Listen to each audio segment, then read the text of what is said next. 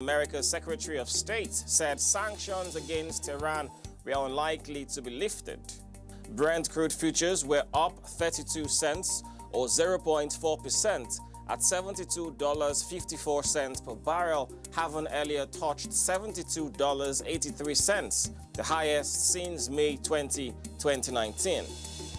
While the United States of America West Texas Intermediate WTI crude futures climbed 31 cents or 0.4% to $70.36 per barrel after rising to as high as $70.62, highest since October 17, 2018.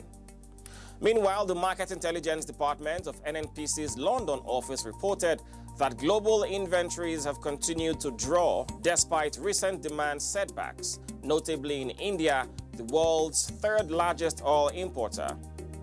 The Organization of the Petroleum Exporting Countries OPEC Plus has shown that it remains in control and will return inventories to their pre-COVID-19 baseline. This maintains the backwardation on the price curve, which is clearly the bloc's preferred price structure.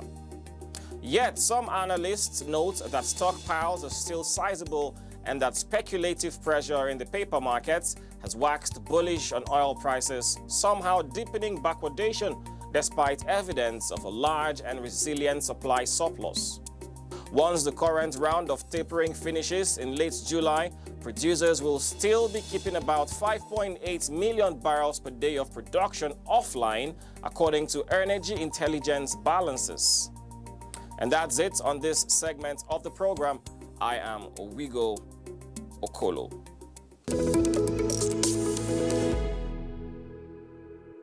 I dey use my gas, well. My gas, you dey well.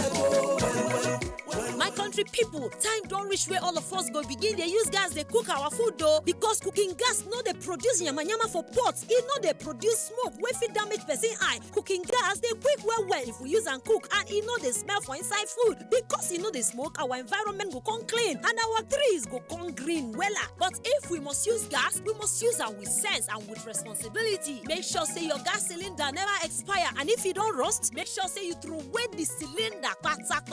Make you no try say you won't use ammo unless you won't buy be that. For you where they sell gas to customers, make sure say you locate your shop, come out from where fire dey. Train your workers well on how they go they handle gas when they sell them. My country people, gas where you no handle well when you they sell them or when you they cook, no sabi the owner. Make sure say you wise up when you they use gas. NNPC, we touch your lives in many positive ways.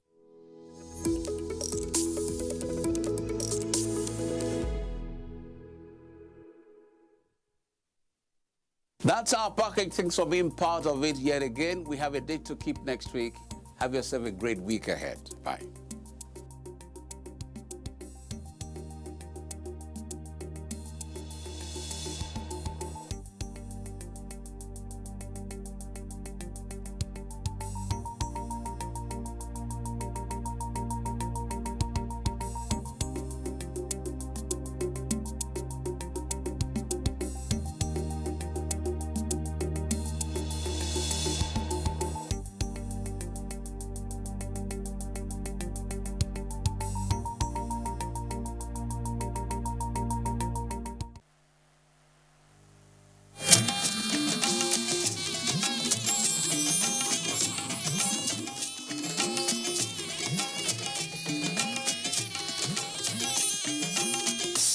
This is the network service of the NTA.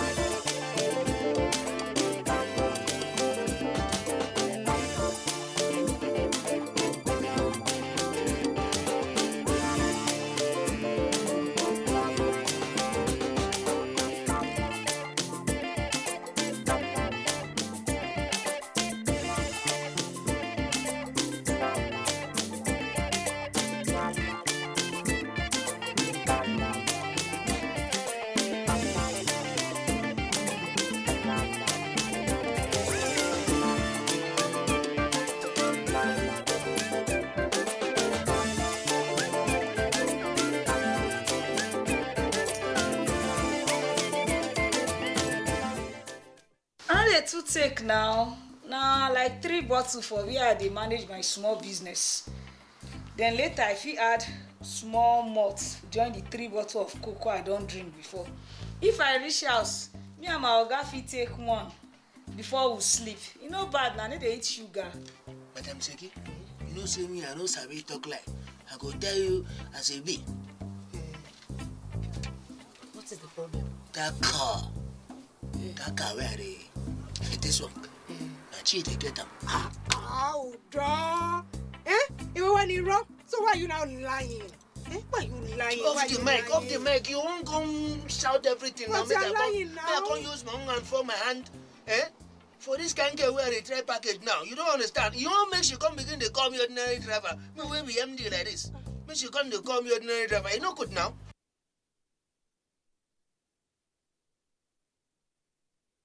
Right, babe, I actually wrote this one song for you. For me. Oh, baby. So, as I sing, you give me the dance move. Hey, fine girl, definition of love. I carry your matter for my head all the time. Hey, see as you find like 2 people. Oh, yeah, don't make you dance, make I sing for you. Go look, hey, go. Oh, yeah, let's go look. Go look. Oh, baby, I love you. I love you, baby. Oh. So, we're going for shopping. Yeah. You know, if the money just enter, we move. Oh, baby, it's all for me. Anything you want to take, you order. My mama get the money, forget she just go there abroad, just go sit down there. I don't know what's the worry as. Money day, or clear account, forget it. Baby, all this for me. Anything, baby, anything, baby, take you to baby, anything, baby, anything for you, absolutely anything for you. That's why I love this world. Of course, This world. I'm a good guy, anything you want, baby.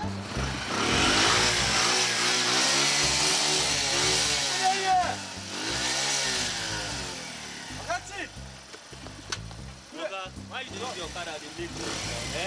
You don't see front gate for there. Front gate, bros. No be na put signboard for there. But na front gate dey there now. If you don't use that place. Okay, gate na gate. Open na enter. Man, give you now. Okay, use front gate enter now. Okada self no dey enter for information. You go park your Okada for outside. Okada no be Okada. Only car dey enter here. Who be Okada? No dey look well. Who be Okada? See Oga be logistic personnel. Your Oga, when they pay you salary, order food for my hand. They tell me say Okada. I resemble Okada for your hand. My friend, leave logistic and no, park your bike friend, there. Oga, please open gates. Let me enter. No be your friend. Okada no dey enter here. Park your Okada for there, abeg. Oga no be Okada. So Okada no dey enter here. Your friend. Oh, I no be your friend. I want me man give you Oga food now. Na the rule be that. Sorry. So, park the Okada for Hey! there. I know Oga see na they pay you. Na they see food. They see small money. They shop food now. You're black and red like Pastor Siku. Na they talk to them here. My friend, park well.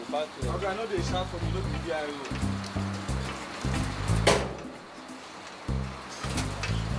You say if you buy this bike, park well.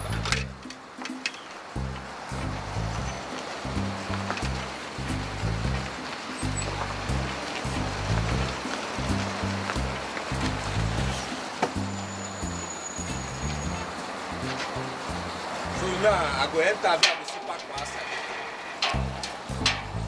Open gate where now, Oga? And Oga food I carry, now they pay your salary, you need to come us. Yeah. Yinka. I don't know. Yinka. You. See as he's looking at me. One more. Come here, Joe. You. Come. Yinka. Yo, mama, you don't have to scream that way. You know, back in the state, we don't do this, mama. I think you need some help. Yinka, what she says? Say, a minimum money. Spring. Hey. So, I see little booty and see late Kute. No, I'm asking you, as your mother is not around, the next thing now is for you to be carrying guests. Abi, is that not a girl I'm seeing with? To be carrying girl up and down. You children of nowadays, you don't know where you have to first of all walk before you start running. All right, man, take it chill, pay. You know, I don't really understand what you're saying. You know, you're just blah, blah, blah, blah, blah, blah. Hey, me? Yeah, ma, this is a me. Benson. Chill, mama, chill. Come, when you're Benson, keep quiet, come. Yinka. What you saying? Yinka. What you saying? I just got back from the state. I don't know what you're saying. So I was Inca. What do you call it again? If this should be in the state, I would have sued you, mama. Yeah, I would have sued you, ma. Yinka. But this is Nigeria, so what? Yinka. Who is Inka, ma? What you saying? Hey, come, I want to check your temperature, honey, because I don't know who did this to you. All right, ma. I think my time is up here. I have to go, but I think you need to get some help, mama. I don't know, you're screaming. Oh, yeah, darling.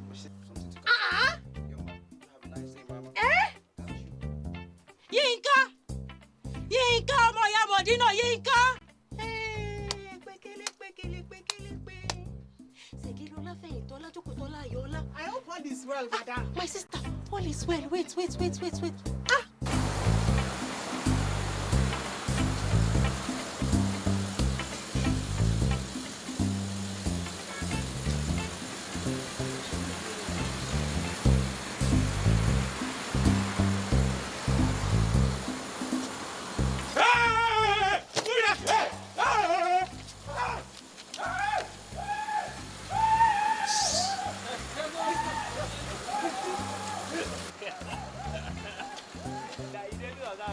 What is happening here? Is this man that came to deliver your kind of man? He left the box. Tell your guy now, pay my food waiting for wrong come out. And the thing is, make I park inside. They tell me, guys, see, come to me, man. See, don't be violent. I'm not leaving. Leave him. See, my every check how many food this guy carry. I tell my back inside. See, I got you now. I go burn this office. So, see, I go carry you for head. Carry you, calm down now. I got you. I don't respect you. Wait. Take it easy first. But I made this guy leave me now. See where they will leave me now. I'm not gonna leave. Now, man, I go pay for this food. Who go pay? Who go pay? I got it. Guy, leave me, guy. No, I don't. I got it. No, now you tell me, say you send money for your Modena. I said leave him first. Guy, leave me, oh. I know. Guy, leave me. Leave him now. Go pursue that guy, oh. I got you to pursue the guy, I go leave him.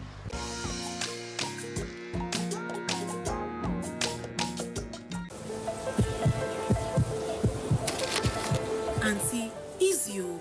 Thanks. I'm just tired. Your heart could be complaining about getting weaker by the day.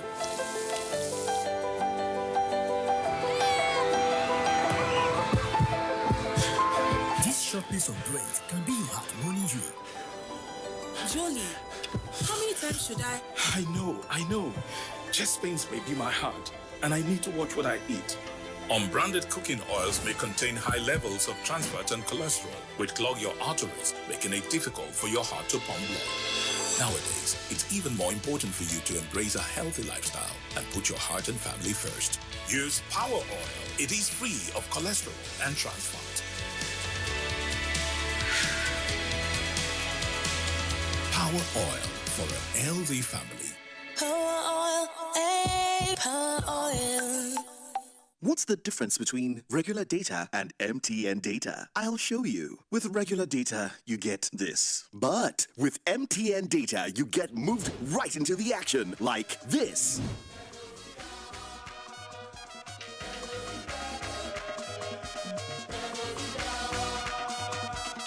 And this.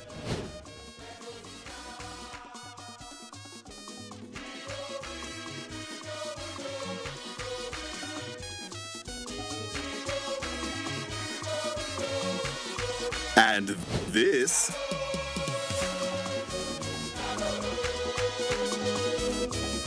And this. With MTN data, you don't just get more, you experience more. Need loads of data to live your dream? Turn it up on MTN, the reliable data network.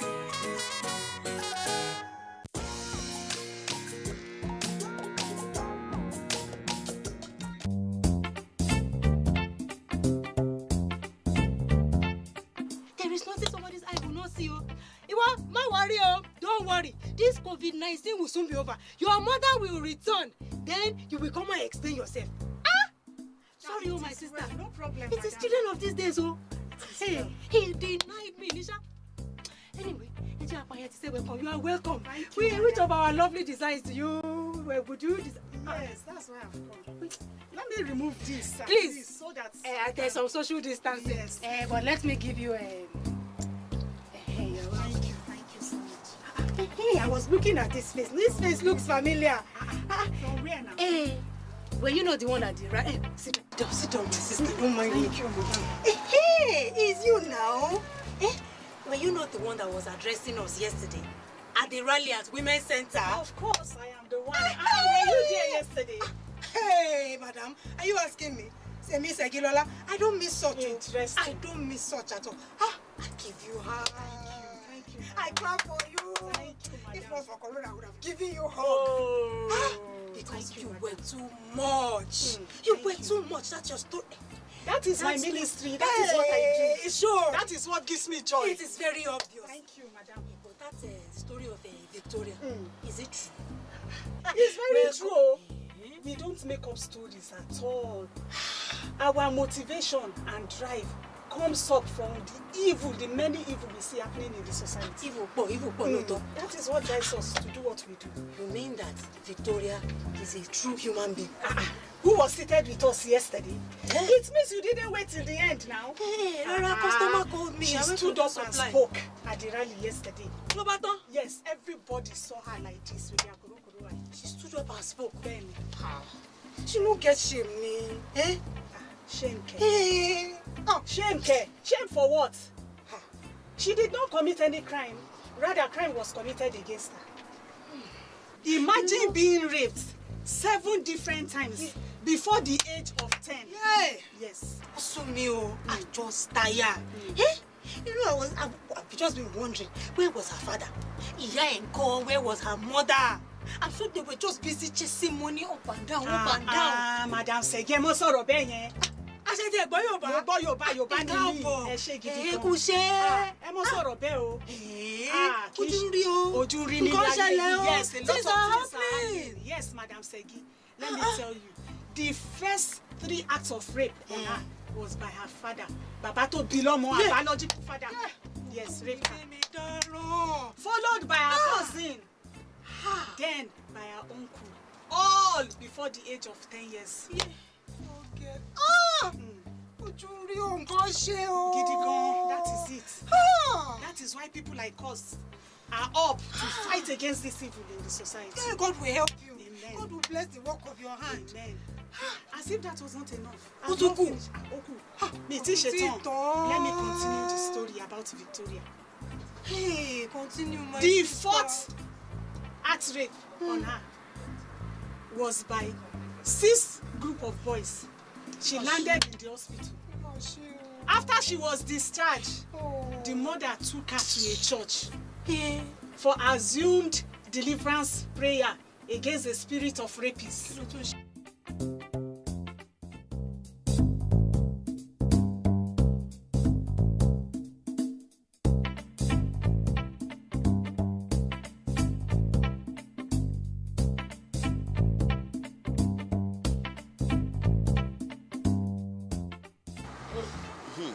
Now, good afternoon. Where are they go?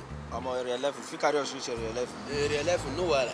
Hey, but this one where I come strong like this. Boy, forget our Nobody's eyes. where. Carry us reach area 11. Anyway, when I'm money na 3,000. 3,000 for waiting. When I go quiet, it's not a chorus answer.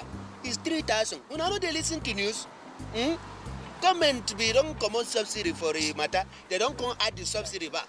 Now, I come from NPC, go buy food and 300 naira per liter. If you not go enter, make you enter. If you not go enter, take God beg you. I know go come spoil business for me. Your car gets here, abi? Oh, yes, it. Boy, enter from mine. No one. It's okay. Now, money na 3K. I can't fight. I don't ask you whether your car I take God beg you. I can't fight. God no go shame us.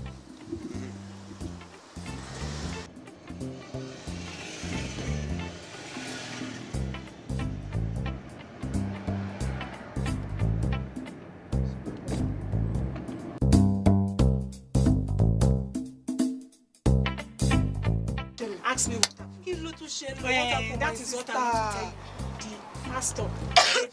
Excuse me. He's choking you. He's choking me, my sister. Let's drink water. Drink water. Sorry, Madam Seki. Drink water and listen to me very well. Poor girl. Yes, sir. The pastor. Pastor. Yes. All before the age of 15. Yes. Oh my God, This world is such a terrible place now. Very terrible. Very Gosh, you. Very terrible. What I'm now wondering now is that, what is it? But after all this problem, now that she has come out, yes, who will now marry her? Poor girl. Who will marry her now? What has the eye not seen in this world? You know our society now. Let me tell you. It's true, yes, that she has been raped. It's true that she's a victim, but she's now stronger. And the interesting part of it is that she's happily married to a wonderful husband. Yes, so. And she's now out helping a lot of girls in the society to tell them that stigmatization of being a rape victim is not thing to be ashamed of. That you just need to come out and speak out and be yourself. Do you know what? The husband is so proud of her.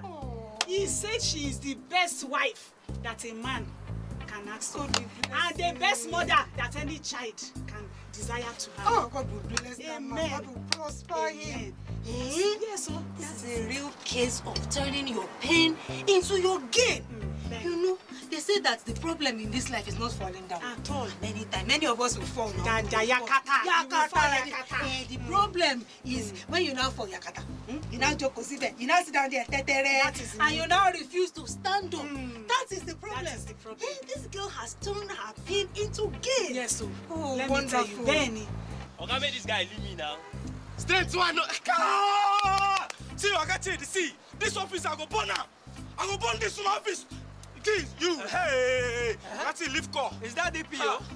Like, better make them come. Now. Make them come. Make them come. Problem. A very big problem. I'm not if you go like that. I mean, this in. See, leave my hand, though. Now you cause this sin. Now you cause her. Make her back inside. They tell me say back on that back. Which one? Who block her? It is okay. Who block her? See, listen to me. That is not a problem. Listen to me. We will pay for that one. You will pay. Don't worry. Let's go to my office. Let him give me money. No. Actually, let him give me the money. Oh, yeah, leave him. Let me pay you. Leave him first. No. Okay, make I see my money. I go leave her. Because now I should say now you give that guy sign. Now you make that guy carry my food. You are a criminal. You are a suspect. Now him police will arrest. Come here. Nah. So you don't call police. See. Hey. Guy. See. Okay. Wait. No, leave him. Wait, boss. Make I count to my money. Guy, wait. Him. No run, no. Make I count this money first. No, come on, too. You get luck. You have like Bakase people. Okay, change. Now because of you, I even collect this money. If not, this guy for buy. You get luck. If not this bike, then thief. If not this bike, then thief. If I buy Uber for me, bike no they enter. See office. When everywhere they smell, bike no they enter. What's that on my office? There is okay, change. Now on office they bring criminal. On office they bring thief. Now even know how many people they carry. Office they bring criminal. Where am I? It's in my office they bring criminal. My office now this now. It's in my office they bring criminal. I don't know whether I'm on. Don't worry. Let's go. Leave him. Can I pass? Can I pass? Pass, yo. My money is with me. Thank God. I'm not going to even go that far place. Lock this gate. Don't open this gate again. I'm going to go. Don't open. I'm going to kill you if I don't come. I'm going to go kill you. Just come on. Make I give food. Now you're getting my same person. Did you hear what I said?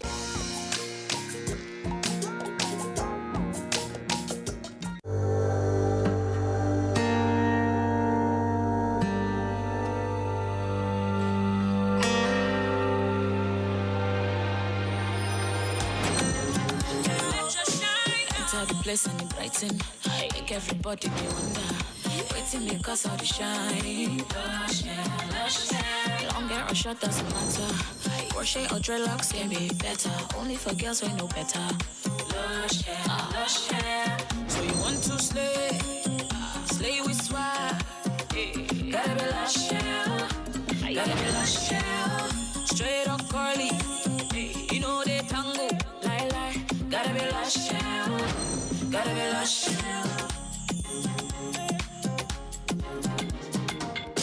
Beautiful people people know how to make an impression, and that's why they only trust Lush Hair Extensions to bring out the shine in them. Lush Hair, be beautiful. In my house, we may look alike, but we are very different individuals. Everybody believes their way is best. That's why Golden Penny Pasta is our favorite meal. Golden Penny Pasta, made with durum wheat, is tasty, nutritious, a source of protein and fiber, and non-sticky. So you can cook, serve, and eat your pasta just the way you like it. With Golden Penny Pasta, your way is best.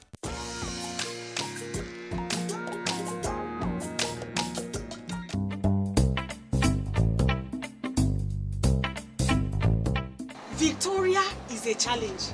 She's a model to men and female alike. She's now all over encouraging people to speak up and stand up for their rights. Wonderful. So that is what our own ministry is. That is why you see me talking anyhow. I saw you and Yes, I still see you. Thank you. God will bless you. Keep up the good work. Oh. Meanwhile, that is not what I'm here for, Jare. Because if you allow me on this matter, I will take 20 hours. You know it's my passion.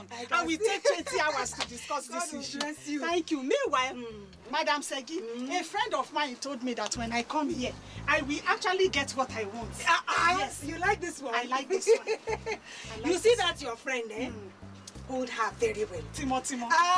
Hold her. Timo, as you say in Yoruba. Don't let her go. She's a better person. Yes, she loves you. Because this place that you have arrived at, it is your last bus stop for such requests. You don't need to tell me. I can see now. You can see that when I was sitting, all my eye was just use your eye to do Christmas by yourself. With this your glowing color, I would have said maybe I should suggest this one for you, but with this your color, I'm just looking at everything in this shop. Everything will fit you. So, business woman. Start selecting. Don't worry, I'll give you discount. I go with I like Elaine, very beautiful. Very beautiful. Anyone that you want. In fact, so many. Because we also use them in our NGO as gifts to widows, to those victims of rape. Wonderful. We also give them. So I will give you better discount. That means you'll be buying in bulk. Very well. I'm not worried. So I will pick it. Because the problem. Now, wow. So, where my money? Collect that guy. Have this car. Hey! Give me this key. No, I don't tell you. Give me this key. You don't know to see the Hey, okay. Make this key. Give me this key. Hey! Give me this key. No, be make this key. Give me this key. No, be make this key. Hey!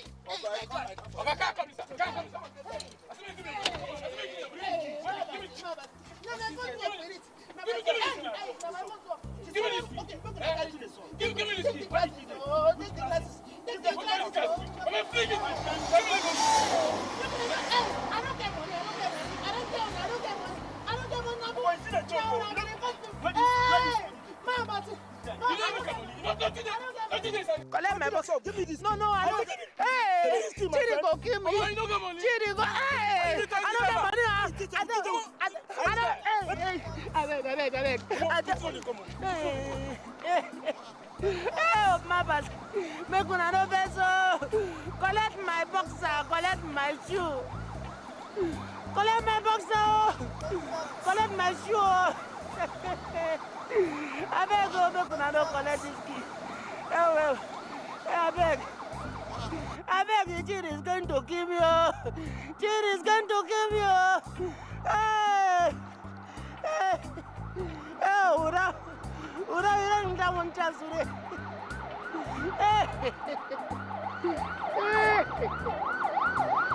Oh, I beg you.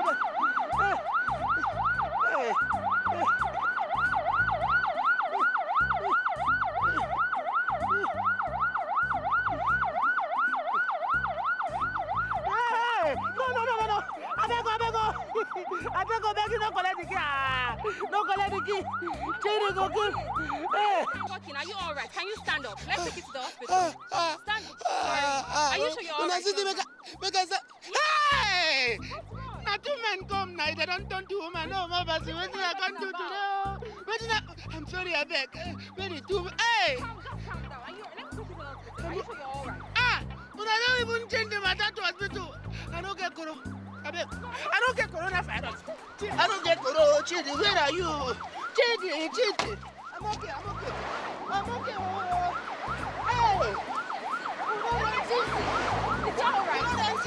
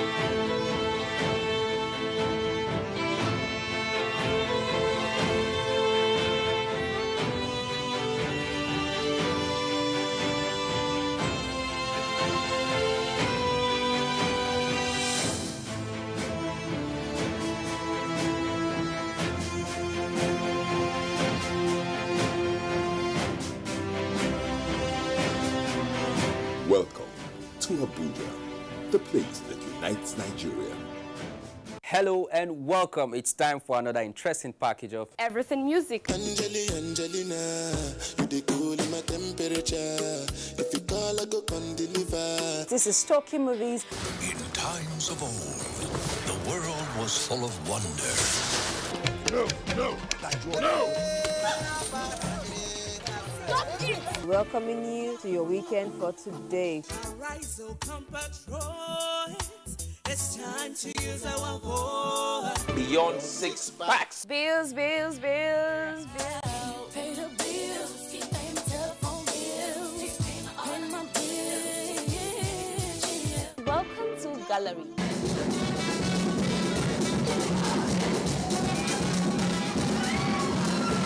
Me and my paddies. London for what? London for medicine. Medicine for what? Medicine for coffee. Are you sickness? To our illness. Welcome to Gist Zone. All right, my name is the Eselucien Wego One. Ona nyokoko nyonyo.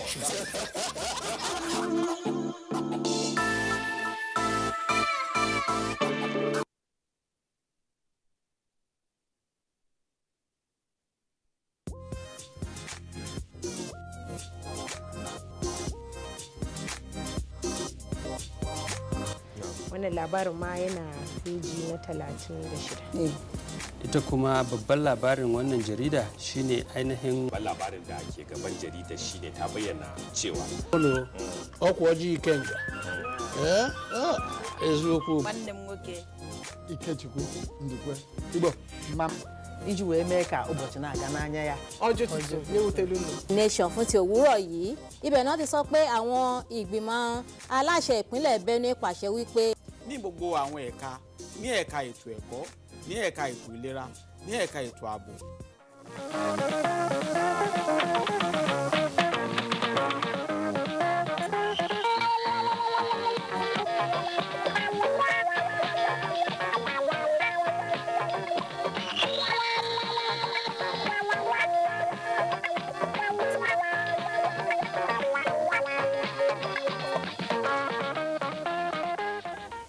Hello, Nigeria. Thank you for joining us for another edition of Newsline.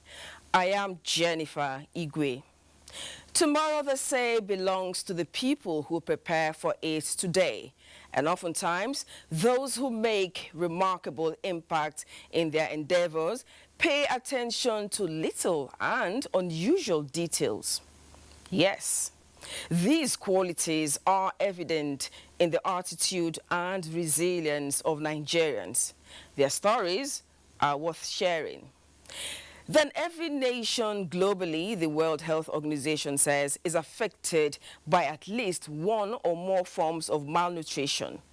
Combating this problem in all its forms is one of the greatest global health challenges. We are therefore highlighting the impact of an intervention in a community with malnourished children. Then the mystery behind 2 untimely and painful deaths, which mirror harsh realities of life, would baffle anyone, including age-long myth that transcends generations. Our lineup is loaded with impact and interesting reports. Let's take the news first. Claire Adelabu Abdurazak will take it from Abuja. Hello, Claire. Jenny, those colors look good on you. Good evening and welcome to the news from Abuja. Farinruwa Dam, a multi-purpose water project in Nasarawa State, is set to start realizing its immense potential, and that's how the federal government flags off construction works for its completion after suffering neglect since 2007. The Minister of Water Resources, Suleiman Adamu, says President Muhammadu Buhari's administration pride is the provision of needed infrastructure that will better lives of Nigerians and guarantee socio-economic development. Musbah Olushaye Adeagbu tells us more. Else Dam, located in Kwara, Wamba local government area of Nasarawa State, was initiated in 2003 with the 50 megawatts hydropower capacity. That potential was yet to be realized before paucity of funds set in. However, hope was lifted as the federal government, upon the request of the state, took over the project 2 years ago. With the approval of President Buhari, the project is set not only to realize its potential, but also additional components of a 73 million cubic meters water storage capacity. The Buhari administration has done much more with less resources than any government in our recent history in the provision of infrastructure. Every time you go to Mr. President with something that is meaningful, that will have an impact in the lives of the people, the President will come straight away and do it, and we are forever grateful to Muhammadu Buhari for this. We sincerely thank you, because I'm a living witness when we requested for the federal government to lend its helping hand for the realization of this project. They apparently spoke the minds of the joyous residents of the state, including farmers like Azan Usman, a university graduate and father of 2, who has been longing to tap into the irrigation potential of the project. Olushaye Adiagbo, NTA News. And the Secretary to the Government of the Federation, Boss Mustafa, says the ruling All Progressives Congress has impacted positively on the lives of Nigerians through various government policies and projects. He was speaking at the presentation of an 80-page compendium by the APC in Adamawa on various achievements recorded in the last 2 years of President Muhammadu Buhari's administration. Simon Asha reports. The next level agenda of President Muhammadu Buhari is a deliberate attempt by the presidency to ensure that the dividends of democracy is further enhanced in the nooks and crannies of the country. Adamawa State is not left out in this regard, as various interventions have been put in place to empower and lift the people of the state to greater heights. In view of this, the All Progressive Congress, in an 80-pages compendium, brought to the fore the laudable achievements of the federal government in the state. So we are celebrating what our leaders at the national level are doing for the progress of Adamawa State. The special guest of honor on the occasion, Secretary of the Government of the Federation, Boss Mustafa, represented by the member representing Ganye, Jada, Tongo, and Maibolwa at the National Assembly, Abdurazak Namdas, says the federal government will continue to provide the desired change needed in the country. So I think in terms of infrastructure, the president has done quite well. In terms of fighting corruption, he has also done his best. But at least in this area, more needs to be done, and he's doing his own part. And I can tell you that the president is steering the ship in the right direction. Various achievements of political office holders under the APC in Adamawa State were also showcased. In Yola, Simon Asha, NTA News. And over 1,000 youth and women in Gamawa and Zaki local government areas of Bauchi State have received vocational kits and cash in the pilot phase of the Kaura Economic Empowerment Program, KEEP. Mahmoud Ibn Mohammed reports that the flag off of the empowerment program was in honor of late Chief MKO Abiola, whom Governor Bala Mohammed described as Nigeria's best Democrat and politician. This distribution of materials and cash signals the commencement of the Kaura Economic Empowerment Program across Bauchi State. With Gamawa and Zaki as the pilot LGS, the program is mainly in the areas of comparative advantage, where over 10,000 persons are expected to be engaged in the areas of knitting, hairdressing, catering, animal husbandry, cobbling, and the making of the plaster of Paris, POP. We remember today is Democracy Day, and we decided to do it on that day because the person for whom we are celebrating, Chief Moshood Abiola, has submitted or provided us with a lot of empowerment in this country, across the board, without consideration to sentiment. So far, the state government has set aside 75 million naira for the empowerment program in each of the 20 local government areas of the state. In Bauchi, Mahmoud Ibn Mohammed, NTA News. And more than 10 people have been kidnapped by unknown gunmen in Kufa Gayan Zaria city community. Mudashir Ali reports that eyewitness says gunmen came in large number, attacked the area and abducted the people from 3 houses. He says that about eight men were abducted from the same house, and kidnappers have established contacts demanding for ransom. The members of the community appeal to government to sustain work towards bringing lasting solution to the incessant attacks by the kidnappers. And the National Drugs Law Enforcement Agency has arrested an Uber driver with cocaine at the Murtala Mohammed International Airport, Lagos. In a statement signed by the Director of Media and Publicity of the agency, Femi Babafemi, says the suspect was arrested with 150 grams of cocaine concealed inside 2 pieces of air fresheners at the Sako export shed of Murtala Mohammed International Airport, Lagos, on Tuesday, the 8th of June, 2021, when he brought the consignment from his client for export to Malabo in Equatorial Guinea. In another related development, another male suspect was arrested on Friday, the 11th of June, on Qatar Airlines from Gru in Brazil at the arrival hall of Murtala Mohammed International Airport, also in Lagos, with 9 wraps of cocaine weighed 300 grams in his pants. Other suspects are 2 drug peddlers with cocaine and 3.032 kilograms of cannabis sativa. Now, the Chief of Naval Staff, Vice Admiral Amwal Gambo, and his Ghanaian counterpart, Rear Admiral Issa Adams Yakubu, are charting a new course in maritime security, which is expected to leverage the integrated national security and waterways protection infrastructure, that's the Deep Blue project, to patrol non-piracy hub, the Gulf of Guinea, and other insecure areas of the maritime domain. Our defense correspondent, Najato Tijani, will tell us more in this report.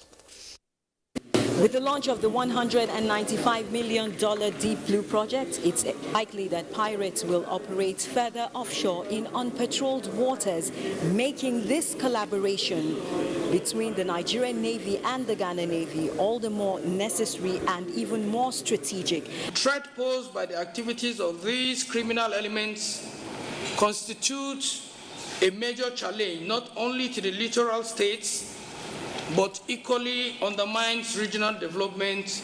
So we are proposing that we have a collective naval operation. We can have a task force, ECOWAS Naval Task Force, under the umbrella of the ECOWAS Integrated Maritime Strategy. Piracy remains one of the foremost security challenges in the Gulf of Guinea, and stakeholders, including the maritime agencies and port authorities of both countries, are expected to brainstorm on strategies to intercept piracy and other crimes in the region. Naja'atu Tijani, NTA News. And the Minister of Labour and Employment, Chris Ngige, has appealed to those behind various forms of propaganda against the Buhari administration to desist from such in the interests of national peace and security. Addressing leaders of Igbo residents from the 19 northern states and the Federal Capital Territory in Abuja, the minister said such acts are misleading. Salihu Abdullahi Gwanara reports. 69-year-old Eze Boniface Ibekwe is an Igbo trader from southeast Nigeria, residing in Kano, northwest Nigeria for more than 40 years. He's a member of the Kano State Traditional Council and in the payroll of the state government for decades. We cannot live in isolation. Nigeria is a great country, and all of us will benefit from Nigeria more better than separation. Eze Boniface and other Ezendibos drawn from across the country are concerned about Nigeria's unity and security. Who are you separating with? The Hausa man, the Yoruba man, the Igbo man, the Gala man, the Gwari man. The same God that brought us together has a reason, a purpose for bringing us together. The Igbos of Nigeria are Nigerians. We're indigenous to Nigeria. We will not support the breakup of Nigeria. We will not work for the breakup of Nigeria.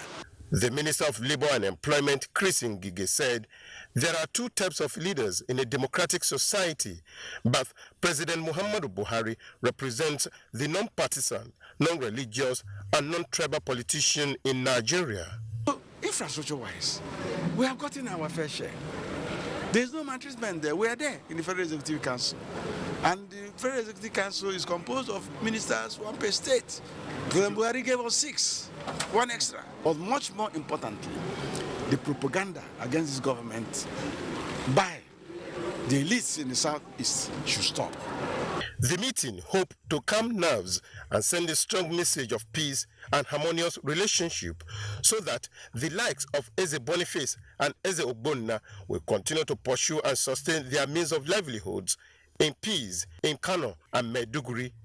In Abuja, Salihu Abdullahi Gwanara, NTA News.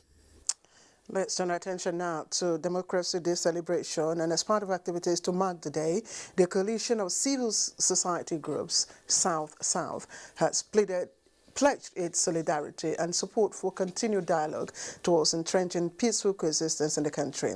Nkiru Onyejeshi reports that it also pledged its support to security agencies in their fight against insecurity during a peace walk staged in Port Harcourt. Protests, which started from Isaac Borough Park to the Department of the State Services, DSS, and ended at the police headquarters in Port Harcourt, was aimed at supporting the state security agencies and the federal government in the fight against insecurity in Nigeria and ensure peace returns to the country. We are here to declare our solidarity and support to the continued existence of Nigeria and to the sovereignty of Nigeria, the Nigerian state. The South-South people under this platform have come to also declare solidarity with the Nigerian security agency, especially the police. And also believe that Nigeria can only be great if we remain united. The Commissioner of Police, CP Ebuka Friday, appreciated the group for the show of support, notwithstanding the situation in the country. I'm pleased because oftentimes it is hard for people to identify with the police force, even when they are doing the right thing. During the NSAS period where policemen were killed, only very few people identified with us. Recently too, we lost about 11 police officers. There's only you people now trying to identify with us. I'm very happy with this your movement today. The coalition of civil society groups drawn from the South-South include Civil Liberty Group, Human Rights Group, Community-Based Organization, among others. In Port Harcourt, Nkiru Onyejeshi, NTA News. And a cross-section of people across the globe have canvassed more inclusion and participation of Nigerians in the diaspora in the democratic process in Nigeria. Now, this was a major highlight of a 2-hour webinar facilitated by the Nigeria American Public Affairs Committee, NAPAC, and Nigerian think tank group, as well as the Nigerians in the Diaspora Commission, NITCOM. Now, a statement by the head of media at the commission, Abdulrahman Balogun, indicates that a former British High Commissioner to Nigeria, Paul Oakright, used the opportunity of the webinar to challenge Nigeria to engage in reforms such as reducing the cost of governance and involving more women and youth in the democratic process. Chairman and CEO of Nigerians in the Diaspora Commission, NITCOM, Abike Dabiri Erewa, on her part, says the commission will intensify diaspora engagement and urge Nigerians living abroad to always speak well about the country and join hands with government in the task of development. Some diasporans also made useful contributions at the webinar. As the popular playwright and poet William Shakespeare would say, the problem with Nigerians is not in our stars, but in ourselves. Now, this resonates with the Catholic Bishop of Jalingo Diocese, Most Reverend Charles Michael Hamawa. He maintains that the problem of Nigeria is not in Nigeria itself, but in Nigerians, and it is in this regards that he advocates attitudinal change and fear of God as the basic things needed to overcome all challenges. And our correspondent Adamu Haruna Adams reports. The Youth Summit brought together young people from nooks and crannies of Taraba State. The summit, which had as theme Youth's Concerns in Politics and Society, aimed at raising consciousness of the young people regarding their critical roles in the schemes of affairs and the need for them to shun all forms of vices. Catholic Bishop Jalingo Diocese, Most Reverend Charles Hamawa, admonishes Nigerians to fear God, have a change of attitude. So if our heart is correct, if our mind is correct, we will do the correct thing. Let's have a better heart towards one another and towards things in general. The Bishop maintains that Nigeria is better as one united, indivisible entity. Let's keep Nigeria one, no matter the complaints we have. It's good, yes, to cry out aloud about your rights, not to be marginalized, not to be denied what belongs to you. Yes, it's good to do that, but I don't think the solution is automatically breaking away. We have the example of Southern Sudan, just fresh before us. So once again, back to the question of getting it right from here. Some stakeholders also urge Nigerian youth not to let themselves become tools for those who do not mean well for the country. In Jalingo, Adamu Haruna Adams, NTA News. And as the country celebrates 22 years of uninterrupted democratic governance, Governor Babajide Sanwo-Olu of Lagos has urged political office holders to leverage the ideals of June 12 struggle to ensure citizens enjoy more gains of democracy. Now, this is while answering questions from State House correspondents on June 12 and Democracy Day in Lagos, and Musa Toliat was there. Sanwo-Olu said political office holders must reflect on the ideals of democracy, which makes it imperative for them to put the people first. He stressed that the nation's democracy can be better strengthened when the rule of law is guaranteed and practiced to the letter. We're going through, a constitutional reform. Let that reform, let that changes, let that amendment that will be coming out, let it be true representation and reflection of what an ordinary citizen wants. Sanwo-Olu, however, lauded the selflessness and ultimate sacrifice paid by the presumed winner of the June 12, 1993 presidential election, MKO Abiola, to ensure that democracy is birthed in Nigeria. It's also a day to remember, as a day where our democracy was challenged, but we've all been able to come together and realize that there's no alternative to democracy. The governor urged public office holders to stay true to their oath of office with a view to delivering dividends of democracy to the citizens of the country. In Lagos, Musa Toliat, NTA News. And President Muhammadu Buhari warmly felicitates with former head of state, General Abdul Salami Abubakar, on his 79th birthday. The president joins family and friends to celebrate the iconic leader whose legacy of setting the country on the path of democracy and good governance continues to yield results. Congratulating General Abubakar for another age, President Buhari appreciates his patriotism and visionary leadership style that advocates unity, projects maturity and wisdom on national discourse and provides a rallying point for the future of the country.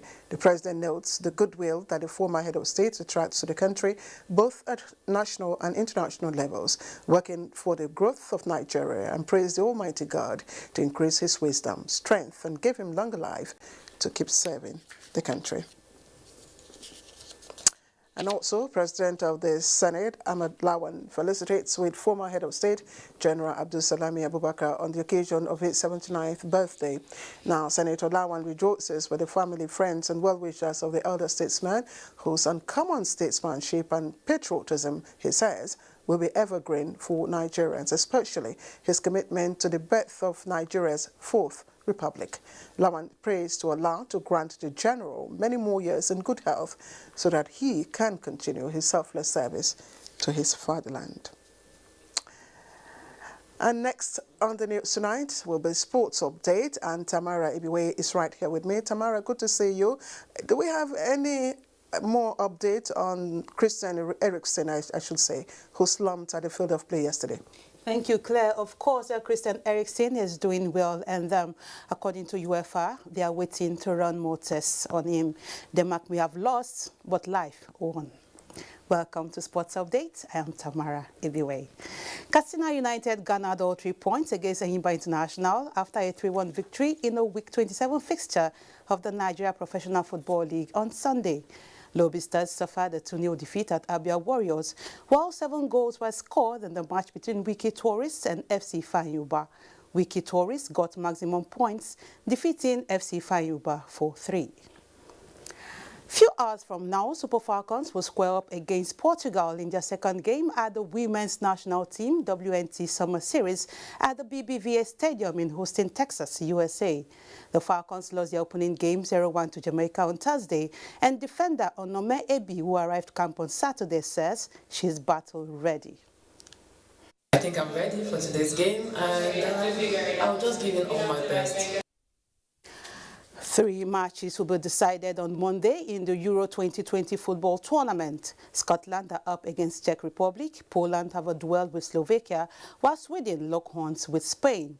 Meanwhile, England began their campaign on a winning note as Raheem Sterling's goal secured victory for England against Croatia. He was in charge of the England youth team, Phillips. Makes his way through, Sterling! 1-0! Austria defeated North Macedonia 3-1. Away from football now to tennis, world number 1 Novak Djokovic won his 19th Grand Slam title after fighting back from 2 sets down to defeat Greece Stefano Tsitsipas 6-7, 2-6, 6-3, 6-2, 6-4 in the French Open final on Sunday. The victory moves Djokovic 1 major title behind men's record jointly held by Rafael Nadal and Roger Federer. And that's it on Sports Update. Claire, take it from here. Thank you, Tamara. And that's it also on the news tonight from all of us here. Don't forget that you can also be a star by connecting with us and, of course, fighting rape and rapists. Jenny will be back in a short while. Don't go away.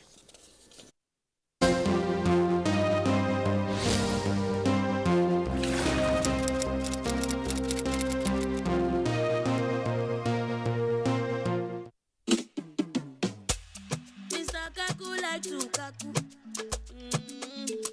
Every day must do kaku. Yeah. If you want me go kaku. If you want me go kaku. Every time you like to reason. Even free things you go by easy. Chloe's there for you in every season. You don't have to over easy.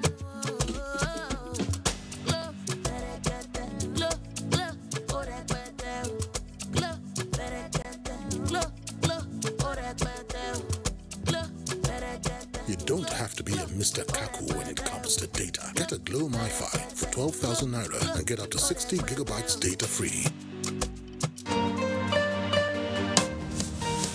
The Honorable Minister of Agriculture and Rural Development, Alhaji Mohammed Sabo Nanuno, invites Honorable Commissioners of Agriculture, Permanent Secretaries of State Ministries of Agriculture, Heads of Parastatals, Agencies, Institutes, Program Managers, Directors of Planning, Research and Statistics, relevant stakeholders and non-governmental organizations to the 44th regular meeting of the National Council on Agriculture and Rural Development. Theme: Nigeria's Agriculture and Food Security in the Face of COVID-19, Floods and Insecurity. Date: Tuesday 15th to Thursday 17th June 2021. Venue: International Conference Center, Garki, Abuja. Time: 9 a.m. daily. Please note that the meeting will both be physical and virtual in line with the COVID-19 protocol and the NCDC guidelines. Dr. Ernest A. Umahihe, Permanent Secretary, Announcer. Mirror, mirror, how do I see somebody who looks a little like me without trying to listen to the voices I hear? So hear me now. I don't need to try to disguise a brighter me to feed your dreams. Starting from tonight, ride with me. Ride with me.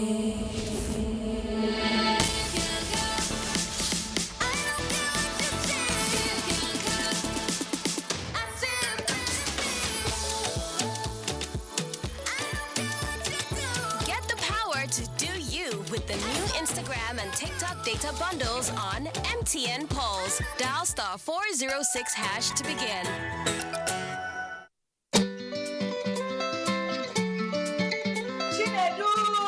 Don't be here on time. Chinedu, come and play. Chinedu, let's play.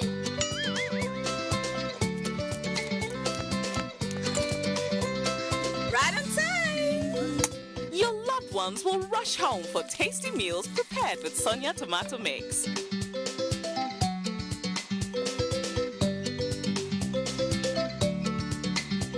Yummy times 2. It's so good eating together with the family. Thanks to Sonia. Sonia tomato mix brings you together. I am with you at every stage of your life, providing comfort when you are keeping fit, comfort when you are expecting your bundle of joy, comfort during motherhood, comfort in your office, comfort in your car, comfort when sharing a meal, comfort at bedtime. From cradle to grey, there's comfort for you with Vitafoam. Quality is vital. Quality is Vitafoam. Vitafoam, the fine art of living.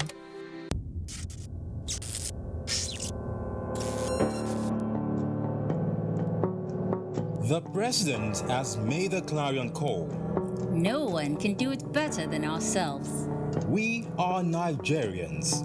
Let's together share our rich products, cultural heritage, and great talents with the rest of the world. We are Nigerians. Relevant stakeholders are joining the campaign, calling on fellow compatriots to come on board.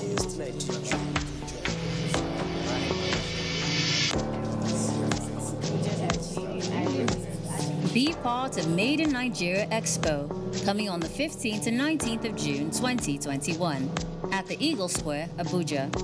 Made in Nigeria Expo is brought to you by the Interministerial Committee on Nigeria at 60 Expo, in collaboration with Business Visa and Trainings Company Limited.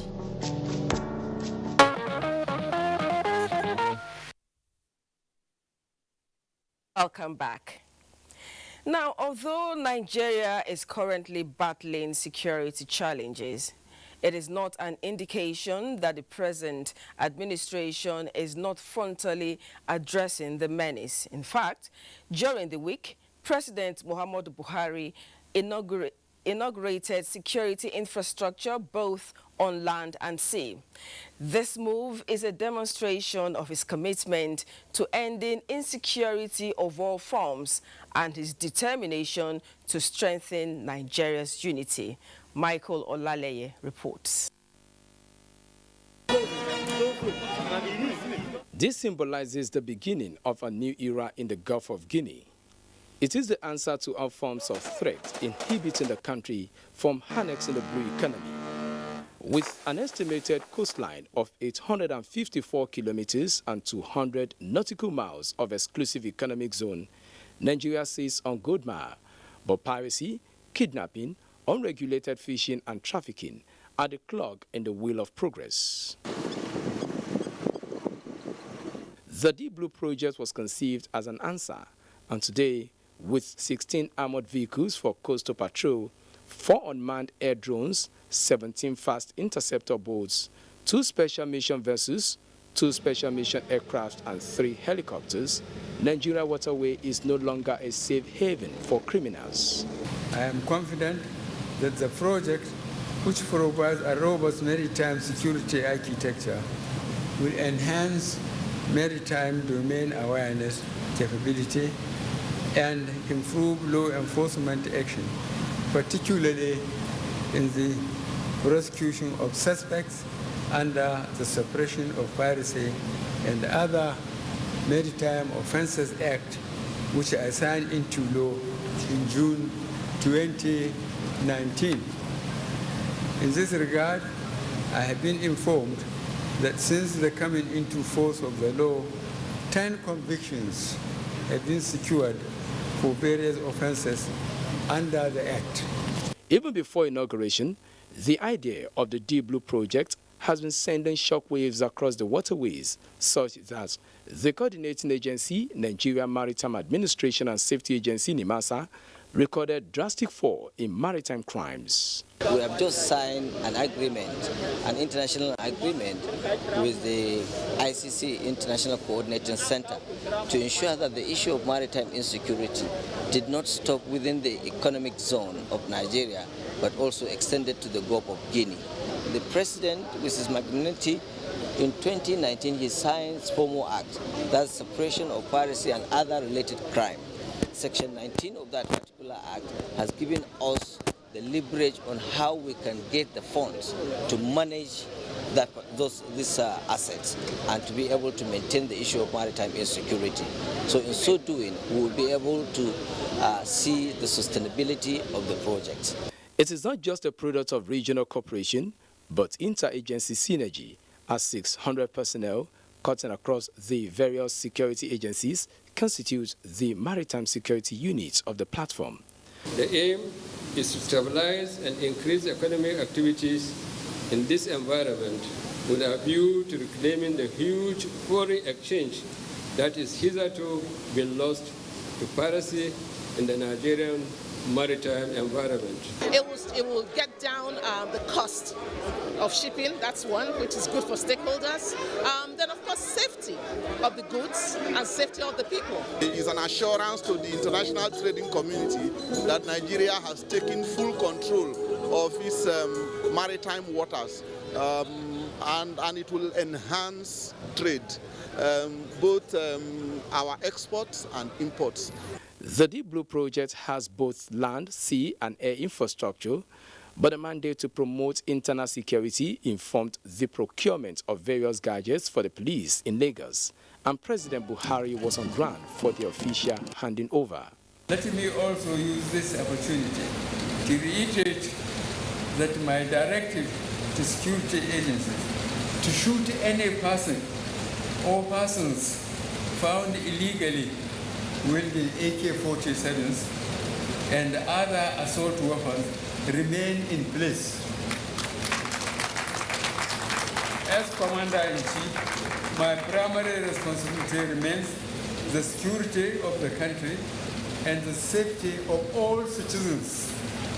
Despite the many challenges we are facing, I want Nigerians to rest assured that we will secure this country.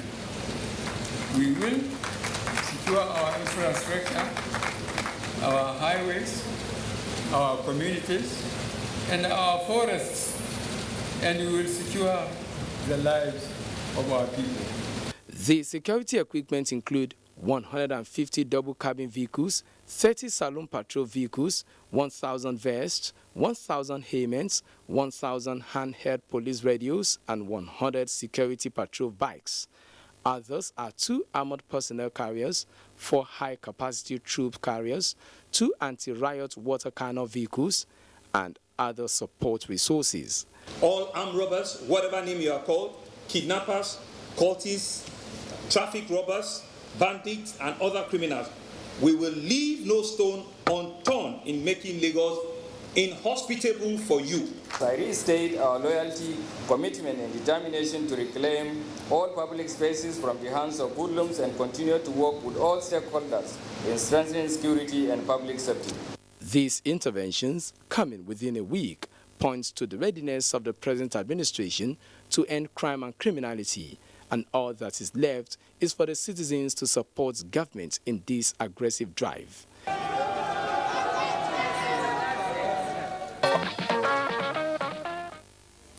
We are making progress indeed. A united nation is a formidable force. Let's have that in mind. Now to entrepreneurial creativity. He is one of the many petty traders in Abuja who hawks around major streets with a commodity sold by hundreds of persons like him. His looks, extra efforts, and style make his business stand out in the midst of multitude. Momso Damian Dati came across him and filed this report. There are hundreds of thousands of people involved who are engaged in similar or the same businesses. Tiger nuts, for instance, is a nutritional fruit that has many sellers on the streets, markets, malls, kiosks, and even offices. But not all of these sellers have the skills, styles, and swags of Isa Amadou, whose methods distinguishes him from others.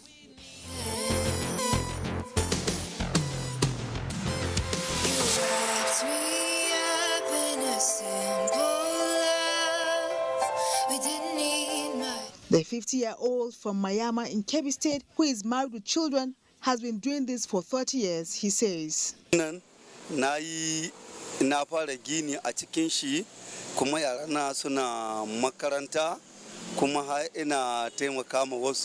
this trade, I've been able to build a house, educate my children, and assist others.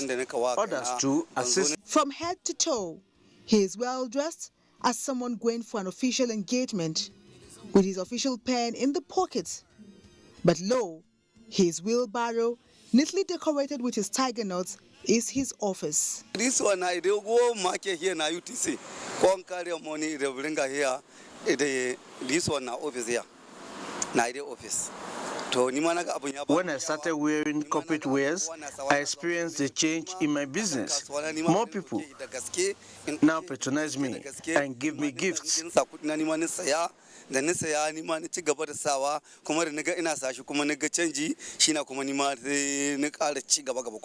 As a young man then, Issa relocated to Abuja 30 years ago in search of greener pastures and went into commercial motorcycling, sugarcane selling, garden egg hawking, then turned house help before resorting to this business.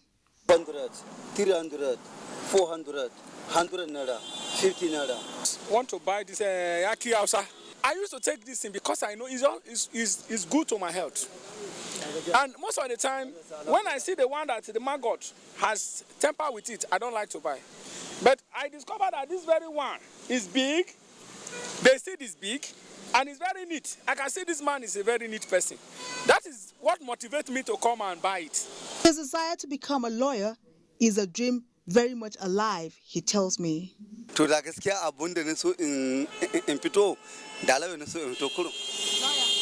I would have loved to be a lawyer. I admire them, their dressing, everything. I never went to school. I didn't have an interest. Even when my father took me, I left. But if I had known, I would have stayed back and schooled. While waiting for that dream to come to fruition, Issa is already feeling like one. After all, He dresses like the learned men and ensures strict compliance with the laws of the land. Well done, Issa, and don't give up on your dream. And say it is good to put in your best in whatever you do. It's a plus any day. Now, the Sustainable Development Goal 8 is aimed at eradicating forced labor and modern-day slavery and human trafficking, as well as secure the prohibition and elimination of the worst forms of child labor. Annie Daniels in Lagos takes a look at this all-important issue and how feasible it is to eradicate child labor by 2025. I've been hearing about Lagos, so I just came to see how Lagos is. Mama, you've seen Lagos? I've seen Lagos. So tell us about Lagos. Lagos is a business place. It's just to make business, do your money, and think well for yourself.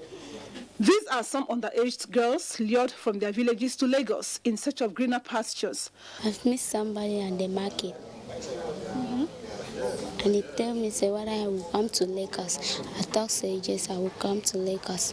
And he brought me to Lagos and he won't leave me. Little did they know they were only here for prostitution. She told that she's doing prostitution. I said, I can't do it. She said that I will do it. It must. I don't know, I shall work for you now. So you sleep with men, different men every day?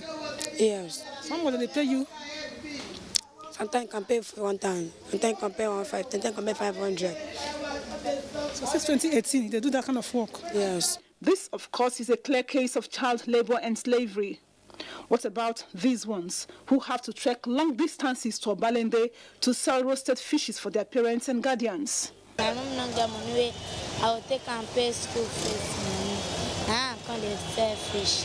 So they start from 7 in the morning till 6 in the evening, every day. Like Elizabeth and Francis, several others exist in Lagos. Out-of-school children who, though have tall dreams, yet may never accomplish those beautiful dreams. No thanks to child labor. You like this work they do? Yes, I like them. Why you like them? Now my work now, because my tomorrow now. If I don't do now, I don't come up for small picking. Waiting me, I go to shop. Now because I can learn work. Every blessed day I see them. And this one are even big. They are ones that are even smaller than those ones. And what they carry at times, I'm like, wow. At least it's bad. I think it's bad. They might get raped. Because this Obalende is full of bad guys and everything. If parents want their children to help them become big men in their own time, and prepare those children to become big men in their own time, it is not to send them to small bookers and vulcanizing shops. It is therefore to bring to the consciousness of everybody the need to stamp out child labor that the United Nations set aside a day annually to combat the inhuman act. If an individual is poor, it is the reason for him to take a decision within himself that my children will not be as poor as I am. And that means that you will send them to school to learn sustainable professions that can change their destinies in life. Available statistics by the International Labour Organization reveals that 1 in 10 children globally is engaged in child labor, while the number of children exposed to the acts declined by 94 million since year 2000. The rate of reduction was, however, slowed down by 2/3 in recent years.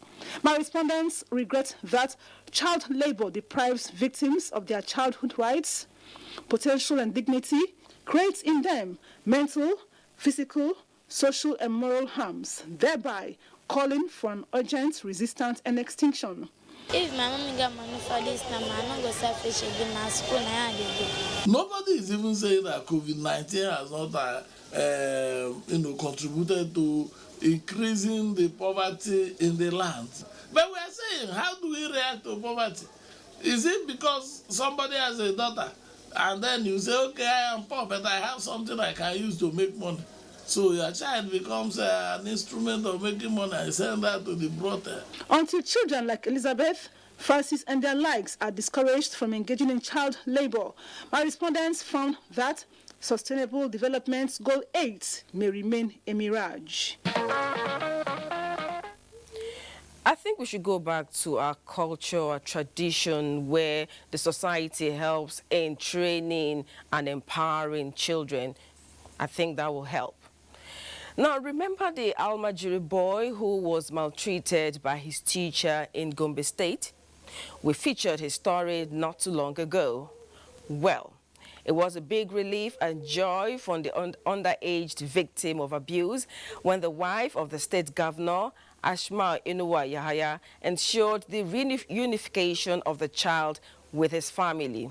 Zara Umar Adamo reports that efforts have also been made to address the harsh difficulties that led to the separation of the child from his mother. Little Ali went into tears the moment the wife of the governor held him with motherly love and affection, something he missed since he left home in Damboa, local government area of Borno State, to Gombe after the death of his father as a result of the insurgency. Ali's mother revealed that he was handed over to the teacher by his uncle to reduce the burden of her shoulder, considering the fact that the children are 7. When asked of the trade the mother could engage in to enable her take Aliyu back home and cater for all her children, she said granite oil processing, which she requires capital. The governor's wife supported little Aliyu's mother with an undisclosed amount of money, calling on mothers to engage in trades to be able to bring up their children properly. It's a very sad case, and from indication, I can see the mom has learned a lesson, and I hope many more women will learn from that, and a lot of families too that bring their children to Zangaya schools. The leaders of the internally displaced persons in Gombe. The gesture shows that kindness has no boundary with the support to the woman that was brought to Gombe by the governor's wife. Sometimes it takes only one act of kindness and caring to change a person's life. Aliyu's life, his mother, and the rest of the children will change for good. It could be recalled that little Aliyu was brutally beaten by his teacher, which resulted in him running away from the school.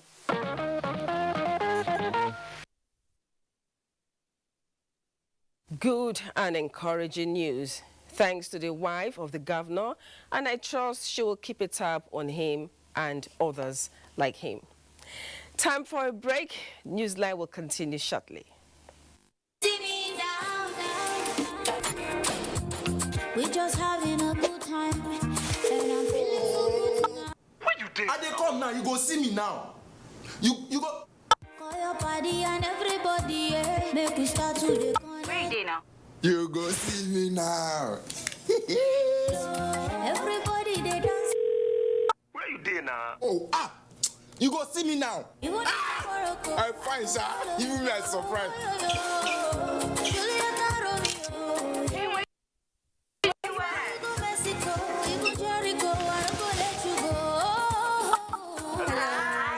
Hello, how are you? Tell us one truth nobody knows. I like to steam it from my mama's pot.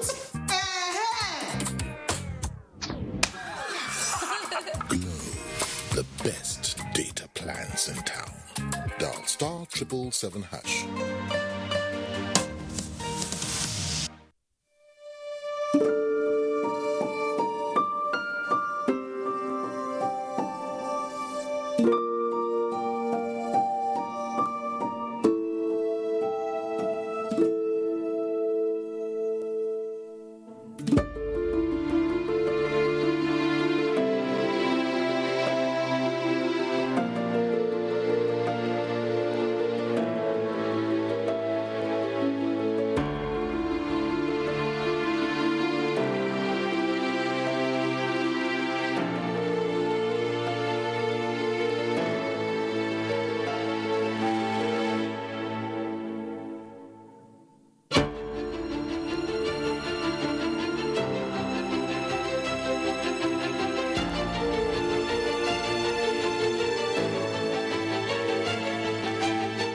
Luxury Abuja. Big, back, and better.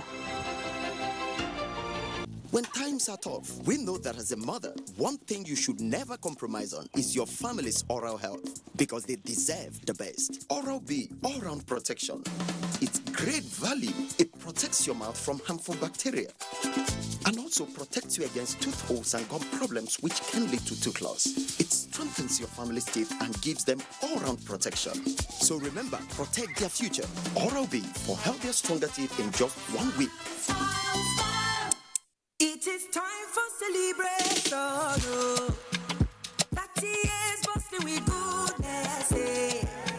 The challenge can never ever stop us. You can't underrate us. You can't underrate.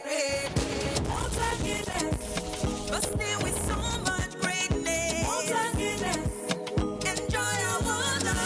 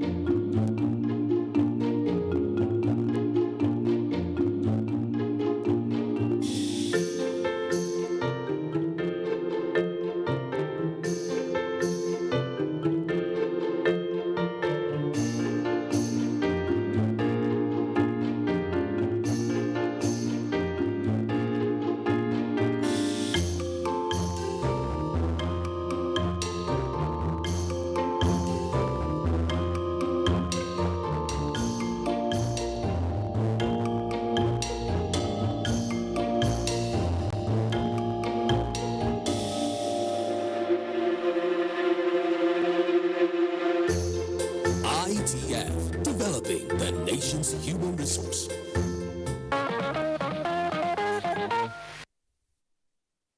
Welcome back. Now, Lagos State Office for Disability Affairs, in partnership with Center for Citizens with Disabilities and Rule of Law Office of the British Council, have taken a bold step to produce abridged versions of the Lagos State Special People's Law in indigenous languages to protect their rights across the metropolis. Musa Toliat reports. It's not been easy, but of course, we're surviving. Susan Kelechi is the Assistant Secretary of the Joint National Association of Persons Living with Disability in Lagos. Her joy knew no bounds when the former governor of Lagos State, Babatunde Raji Fashola, enacted the Special People's Law in 2011.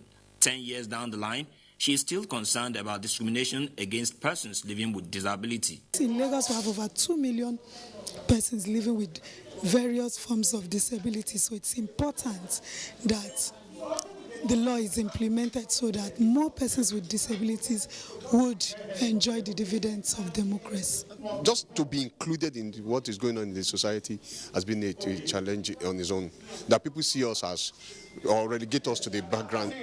Daily challenges faced by the special people necessitated the move by the Center for Citizens with Disability to convene an interactive forum where a abridged version of the law in Yoruba language and Pidgin English are subjected to scrutiny and validated by the participants. We can't just continue to agonize, but to organize ourselves in ensuring that we, in practical ways, support the state and the citizens in getting understanding of the law. We believe that every hand must be put on deck to make sure that people with disability know their rights. The coming days will be devoted to advocacy drive to intimate the public about the contents of the abridged versions of the Special People's Law in the state.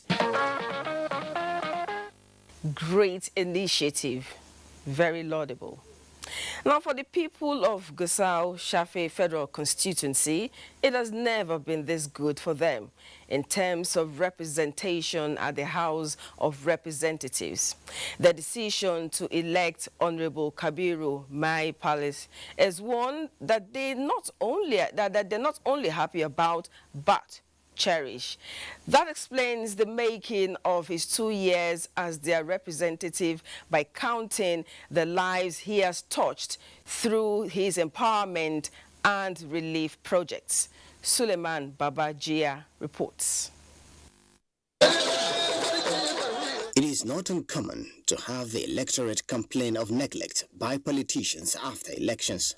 But the people of Gusau Tafe Federal Constituency of Zamfara State have not experienced such with their representative, Honorable Kabiru Ahmadu Mai Palace, whom they have described as a rare gem and trailblazer.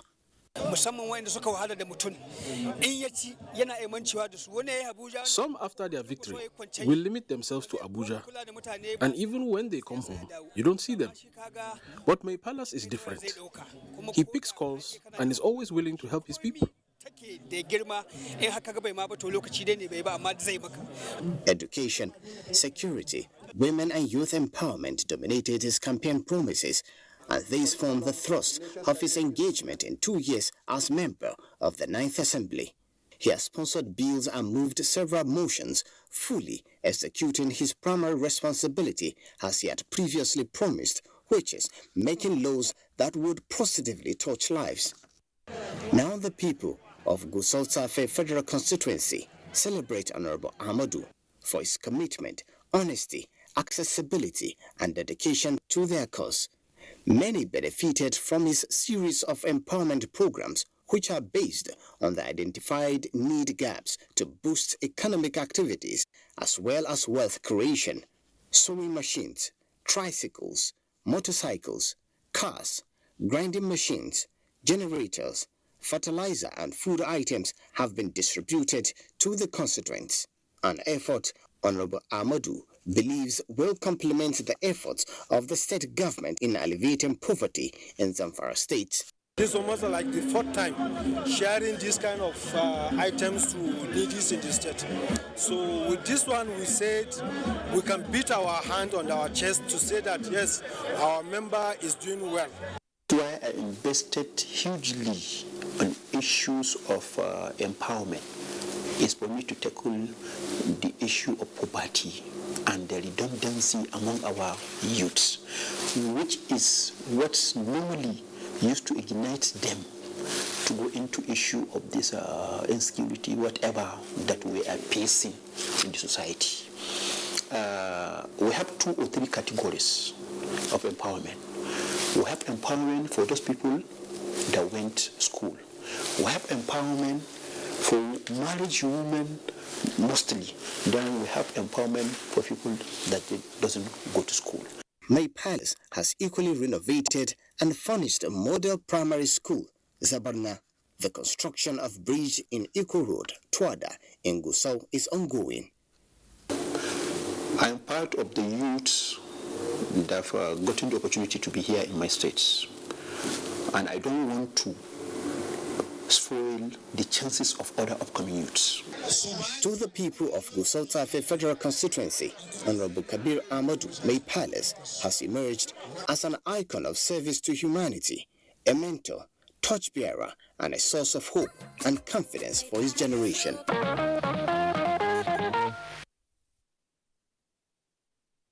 Dan, keep up the good work. Now, 3 years after the demise of renowned Kano-based Islamic scholar and philanthropist, the late Khalifa Isiaka Rabiu, some of his legacies continue to impact on the society. One of such is the Quranic recitation competition, which was organized to immortalize the late leading light in Islamic education. Muhammad Rabiu Ali, who captured the closing ceremony, reports that Muassasa Foundation is the brain behind the initiative set up to propagate Islamic education.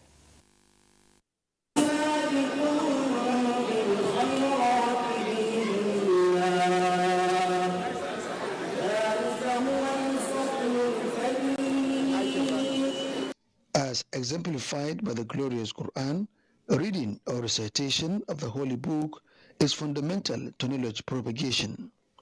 Let Sheikh Khalifa Isiaka Rabiu endeared many faithful to this noble goal. The 4-day Quranic recitation competition was organized in his blessed memory under Muassasa. Students compete in recitation of different chapters of the Holy Quran in categories of gender. The overall winner for males category, Jibrin Salisu, was crowned by the Emir of Kano, Aminu Ado Bayero. Others receive prizes based on their performance. I feel so excited. Alhamdulillah, I thank God. I really thank God, inshallah, subhanahu wa ta'ala. Emir Bayero urged participants not to relent in pursuing Western education, as Quran is a shining light to knowledge acquisition. We thank God for the life spent by Khalifa, and now you have taken over.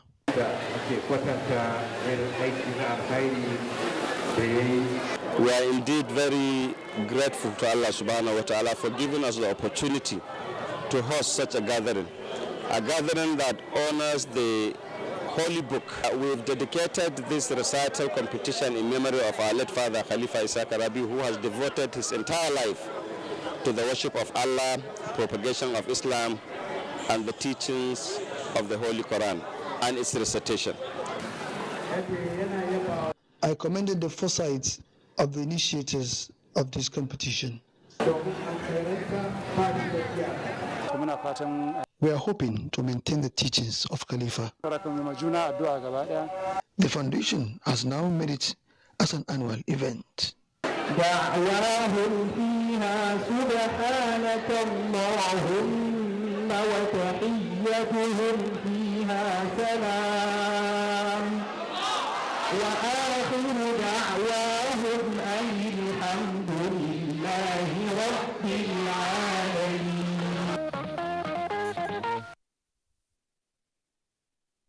Congratulations to the winners. Now, how do you treat the elderly whenever you come across one? Are you aware that the way you treat them is capable of either reducing or increasing your lifespan? Well, while we ponder on this, let's join Kelvin Samuel as he takes us through the life and experiences of a 110-year-old woman in Ikotani community, Itu local government area of Akwa Ibom State. Near is a community in the local government area of Akwa Ibom State where the elderly are highly respected and celebrated, a place known for longevity as the elderly serve as a wisdom bank for the young ones who regularly visit them for counsel. Madam Nkoyo Dem is one of such elderly persons in the community. At 110 years, Nkoyo is still very strong with her memories intact. At a time when those much younger than her are battling with one health challenge or the other, Madam Koyo is still actively involved in a number of activities like farming, cooking, etc.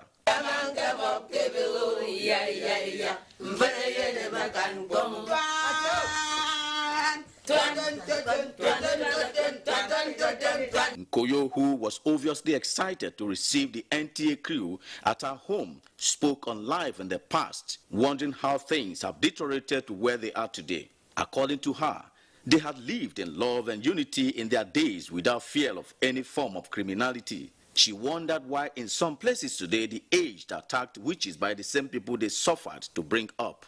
She noted that local delicacies as well as regular exercise through farming are some of the things that have kept her strong. Life was far better and easier in our days. Young people loved and respected the elders. We ate natural meals and drank from the streams, yet we were healthy and happy. Men were respected for the contents of their character and not the size of their pockets. There were rules and regulations which were adhered to by all. Madam Koyo is not alone in this, as there are a number of other persons, including an 86-year-old village head who also shared his life experiences while advising the youth to learn to respect others and adhere to elderly instructions. When you honor an elderly person, he prays for you. In fact, you may live longer except the wish of God. As women, not her alone, there are others who are old, who can give us a great advice, and we are carrying out the advice to survive in the village. We cannot do away from them. Has been transferring the information, the knowledge she had from one generation to the other generation to us. Continue to show respect to our elders. We should also, check our lifestyle. But that's another thing that could also affect our our lifespan. At a time, people hardly live up to 60 and above. It seemed life only begins at 80 in Ikononia community, leaving one to wonder what could be responsible to this.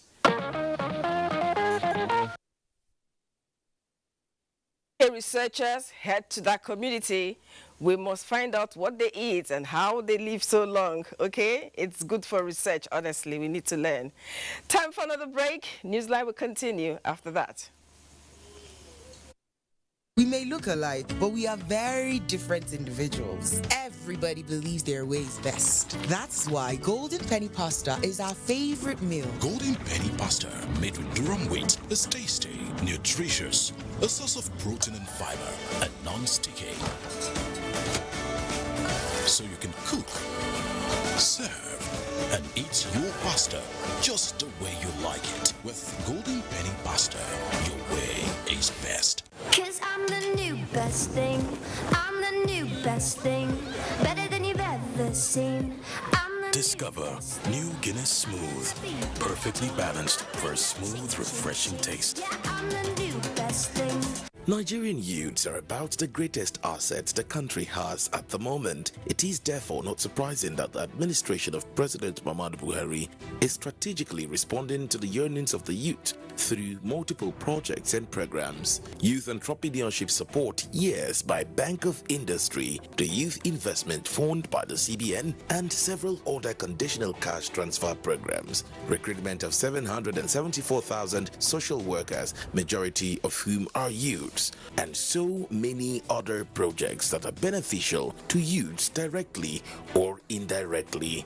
If the administration can do all this, definitely with a degree of patience and time, it can achieve more. Nigerian youths must come together to say no to terrorism, no to vandalism, and no to all disruptive tendencies. Hashtag Youth for Greater Nigeria. Pacifying the youths, unifying the nation. And that's all we have on today's edition of the Trophy Live Trivia. But before I go, I just want to say this. Keep your energy up. Don't be so hard on yourself. You dey walk now, guy.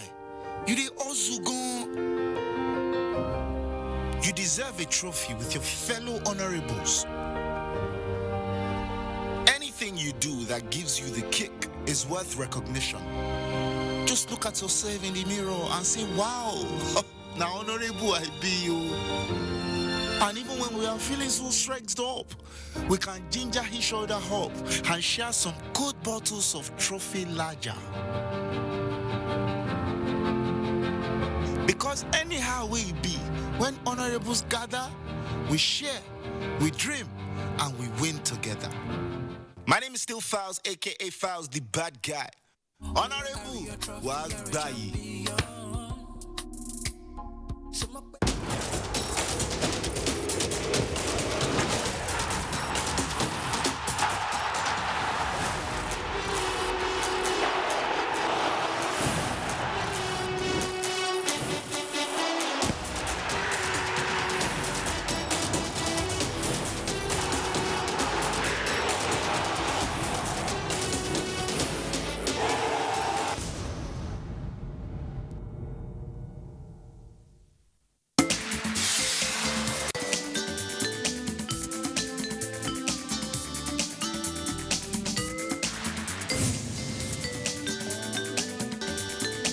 On the wings of democracy, Nigeria celebrates June 12. Issues of progressive democracy and nation building on focus on NTA Tuesday Live this week.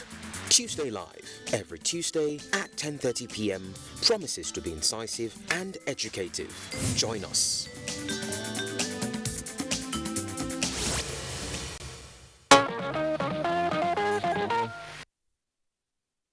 Welcome back. Now, these days, in the name of fashion, you see people parading all kinds of styles and colors of hair in the streets of cities and even villages. Most perplexing is that a woman can now wear different hairstyles on different days within 1 week. Momso Damian Dati has details. comfortable. Just feel comfortable. I don't have to, maybe when I'm rushing out in the morning, I start having to pack and pack. No, I can just take my bath, look good, and just move out. At a certain point, I decided to go natural, and I'm telling you, I'm really enjoying it. It's softer, it's longer, it's stretchier, and then it's just natural. I prefer it short for fresh air. Easier to maintain and cheaper. Apart from being easier to maintain, it's cheaper to also manage. Irrespective of level of education, social class or economic status, women always consider their hair crucial to their beauty. You know, the glory of a woman is from hair. When you make your hair, it looks very beautiful, unique. Your hair, your face will get different look. Change is said to be the only thing constant, and women's hair and styles seem to experience this more than anything these days. The evolution of hairdo from matting, weaving to thread and sacks, and now attachments and weave-ons or wigs give women varieties to choose from. This style, they call it twisting. So it's the color that is this color. This is the color that people are using now. You know, ladies, they'll like something that will bring their color out. The person that I'm making this one for is tall. That person don't like short hair, so she prefer long.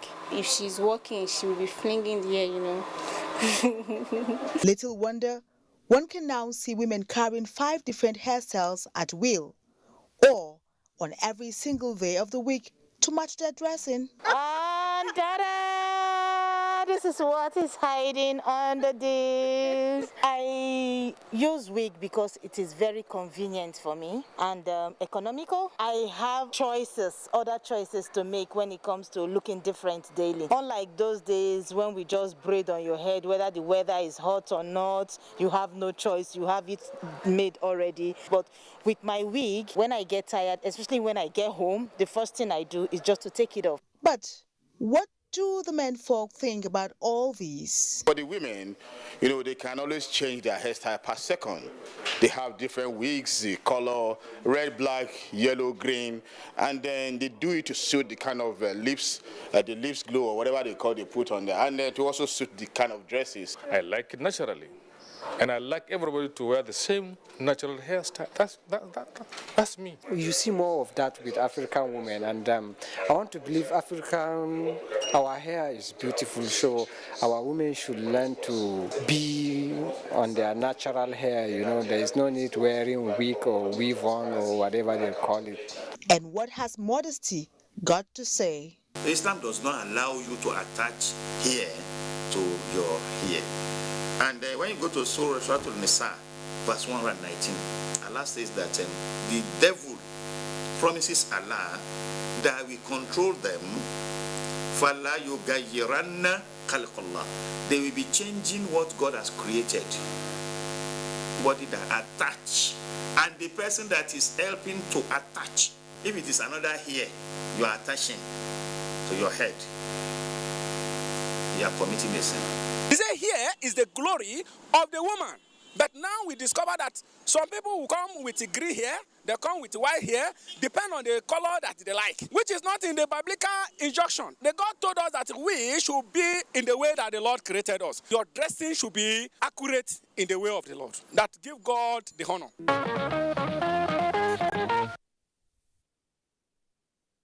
Didn't they say variety is a spice of life? I mean, what is fashion to one may not be fashion to another. Now to a sad story. She went to bed full of bright hopes, anxious for her graduation in a month's time and focusing on promises of life, having invested time and resources to study for a brighter future. Sadly, she didn't wake up to continue with her dreams. The lifeless body of Mercy Sunday Mari, a final-year student of political science of Bayero University, Kano, was discovered in the morning in her room at the hostel. Elizabeth Yimla Lamido is set to tell us about the painful mystery. Mercy Sunday Mari was a vibrant and high-spirited final-year student of political science, preparing for graduation in a month's time. She goes about her daily academic routine with no premonition that she will not live to graduate and move to the next phase of her life. As she went to bed on a fateful Monday evening, in a room she shared with 5 other girls on campus, only her lifeless body was left to the shocking discovery of her roommates the next morning. Late Mercy was said to have been sick for a while and was admitted at the school clinic before being discharged after showing signs of improvement, as explained by the Director of Health Services of the university, Dr. Manir Suleiman. She was admitted for 2 days for a treatment of malaria. She had parenteral treatment and IV fluid and was discharged 7 or 6 days prior to her demise. We found that she got better following the admission. The Dean Student Affairs, Bayero University, Kano, Shamsuddin Umar, said the deceased hails from Nasarawa State.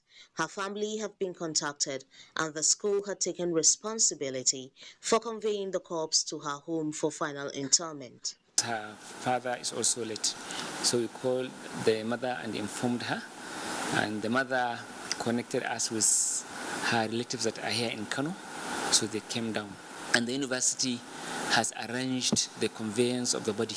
To her friends and roommates, late Mercy Sunday had left an indelible mark in their lives which cannot be erased, and a vacuum in their hearts which cannot be easily filled. We were like a family in the room. We were all one. She had a very nice personality. I'll just call her a very sweet angel. Whenever I even come back from lecture and she's in the room, I always feel like, yeah, I'm back home.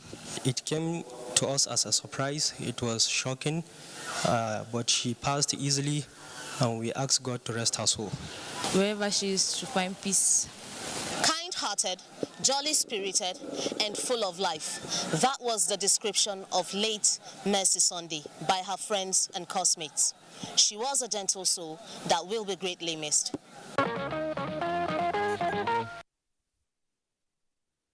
May her dear soul rest in peace. Now, the desire to do good is inherent in every human being, particularly as the Holy Scripture commands everyone to do good and love their neighbors. But when a good deed leads to death, it leaves much to be desired. Susan Asukwo in this report brings us a story of a 22-year-old Ephraim Edet Okun, who was murdered by a friend he assisted. At which young people are being murdered in their prime is becoming increasingly alarming. Just like the recent murder of Inubong Umoren, the job seeker, a 22-year-old Ephraim Edet Okun has been murdered by his own friend, whom he gave some financial assistance. Report has it that late Ephraim Okun and Akpani Koisien, who took his life, were friends from their secondary school days. However, the relationship got sour and everything took a different twist when Akpani Koisien borrowed the sum of 30,000 naira from his friend Ephraim. After several demands for a refund of his money, late Ephraim Okun, in company of another friend Samuel, went to Akpaniko's residence along Jeep Street to Uyo to demand for his money. Little did he know that he will never return home alive. After a heated argument between the two friends, it is allegedly reported that Akpaniko, the debtor, knocked Ephraim down and ran over him with his car. The creditor Ephraim Okun was confirmed dead in the hospital, while Akpaniko Koisien reported himself to a nearby police van, claiming to have killed a kidnapper.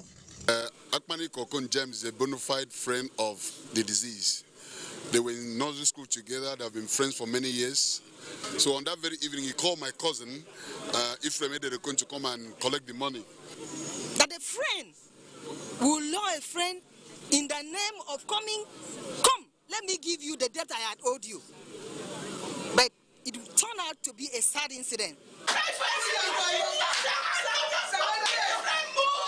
The remains of late Ephraim Okun have been laid to rest, but friends and members of his family are demanding for justice for the young 22-year-old.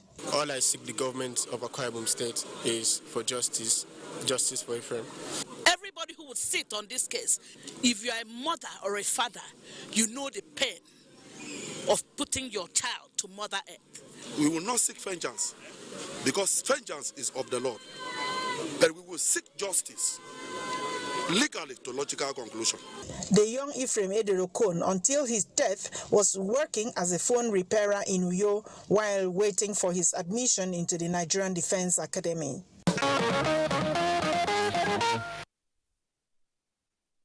Justice must be served. Now, 8 communities in Remi local government area of Katsina State are battling rising cases of malnutrition among their children. A local hospital says in the past 2 years, it received not less than 30 cases weekly. Hamis Rogo reports that a special intervention to address the situation could ease it.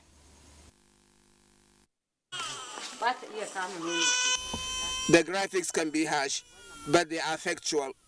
They are a reflection of the scenario that unfolds in this health center every day. It is in Tsagero, in Remi local government area of Katsina State.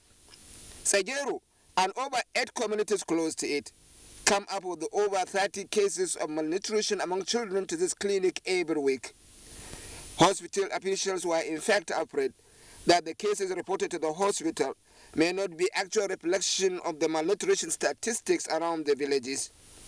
Great number of children are never reported to the hospital. Many are brought only when not much can be done. In such a situation, death is not far away.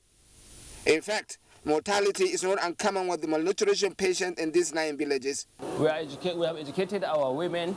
We are educating them first to even get the materials, because it's all our local foods, local materials at home. So after educating them to do it privately in their own respective houses, we are also attempting it at the hospital, at this center, so that when they come, we give them the sample. For those who cannot even do it, we even support whenever they need it. This clinic in Tsagero is a special hospital to treat malnutrition cases only. It is a community health center built through federal intervention under Community and Social Development Program. Tsagero has actually a government health center, but it is often overwhelmed with the cases of malnutrition. We understand from the records of the hospital that there are some cases, reported cases of malnutrition problem. So that is what motivated us to even initiate, start thinking on execution and forwarding the request to the CSDP for the construction of this center. This is a typical clinic day on this malnutrition care center. Mothers receiving counseling on how to prepare special diet to control malnutrition and other relevant health services. There is this special ward also in the center where hospitalization of patients is required. Children with various degrees of malnutrition cases are attended to here. This boy has a bare case of malnutrition. He's a victim of broken home. His parents divorced, and his mother's younger sister is taking care of him when the mother wanted to remarry. Food after weaning was hard to come by. Low level of income and scarcity of food with the right nutrients are blamed for the high rise of malnutrition in these villages. From the record, we can say there is an improvement from before the construction and the execution of this project. Comparing it with the present situation now, I can rate it to 60 to 70% improved success. In the meantime, this health center continues to offer services to these 9 communities with the passion and at no cost. The intervention must be sustained. It's very important. We'll take a last break for now. Classes on television for students in secondary schools in English and mathematics will commence on the NTA. The revision classes will transmit Mondays to Fridays from 5 p.m. to 5:30 p.m. on the network service of the NTA. This is organized in preparation for the various national examinations and orders. This is brought to you by the Federal Ministry of Education.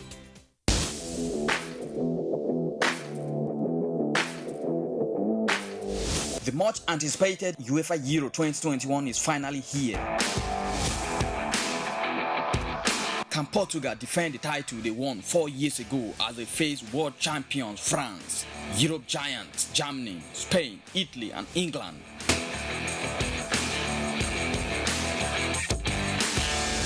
Catch all the action via live transmission, in-depth studio analysis, fixtures, results, updates, and lots more on NTA, Africa's largest TV network. For sponsorship and advert placement, contact Bola on 08037044286 or Idris on 08034633644. This broadcast is proudly brought to you by NTA in partnership with Media Business Solutions, MBS Sports.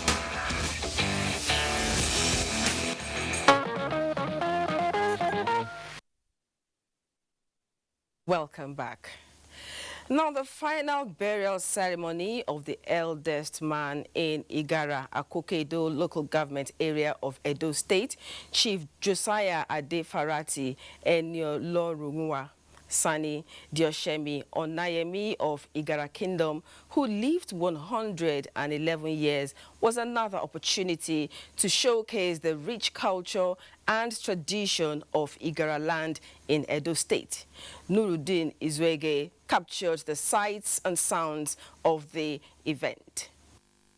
The royal drums were rolled out at the traditional procession to officially announce the burial of the Oshimionayemi of Igara Kingdom from Ugbobo to Ufa community as tradition demands. Mr. Rafael Sani and Prince Sani David said that the exercise is to announce the death and the burial of the patriarch of Igara Kingdom. It's an heroic procession of the royal drum, Arigede drum, that we are taking out to respect him, to respect him, to give him honor for who he is. This is a ritual that is observed by the royal kindred of the Shimoloko family, and it is a very, very, very sacrilege thing that we have to perform, when occasions like this arise. Barrister Sunday Mayaki and other community members spoke about the traditions of the land and good life Chief Josiah Adefaroti Enyonoruda Sani, the Oshimionayemi of Igara Kingdom, lived. What we are doing now is the final burial right for him. He's a man that one should reckon with.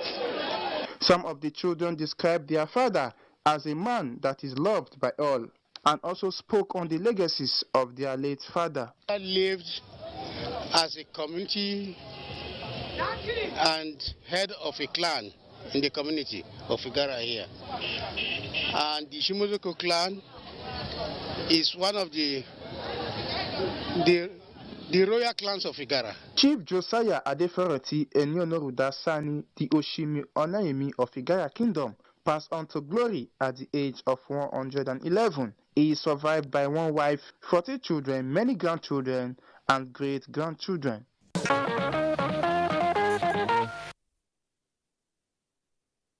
May his dear soul rest in peace. Now, that's a package for Newsline today. Until next week, when another episode of the program comes your way, have in mind that a single stick can burn, but a bunch can burn better. God bless Nigeria.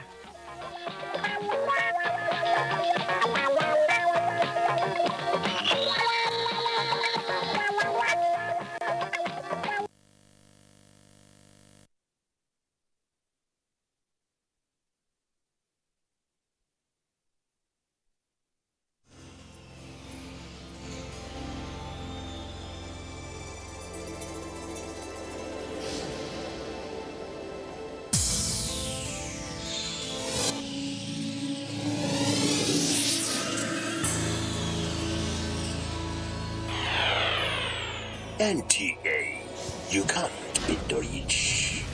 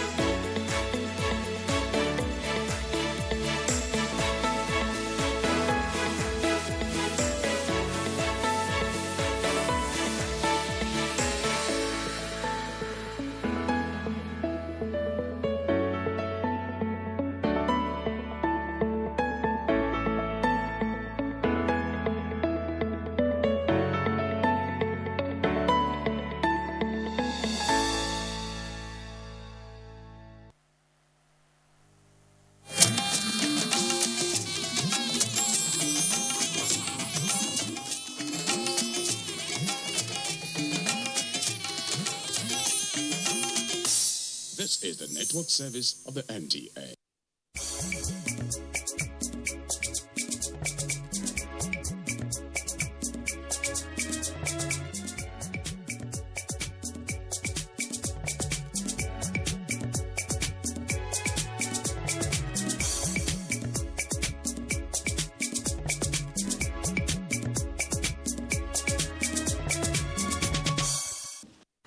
Hello there, a very warm welcome to the program Reflections. My name is Yusuf Nadab Usman. For those who have been following us on this program, the personality we are going to talk to this week is a personality who has been well known on this program. He was here at the other time when we tried to exhaust the much we can from his own life history, and that prompted us to come back and then see how much you can really tap again from what we left behind. And my personality is Senator Abdullahi Adamu. Welcome to the program, sir.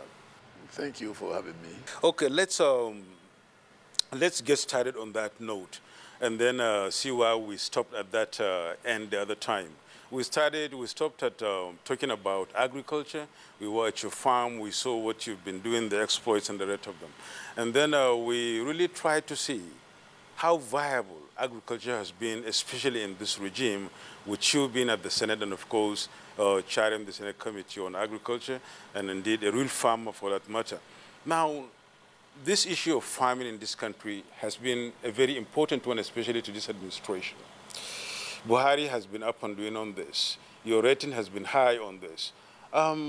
What do you think is still lacking in this whole enterprise?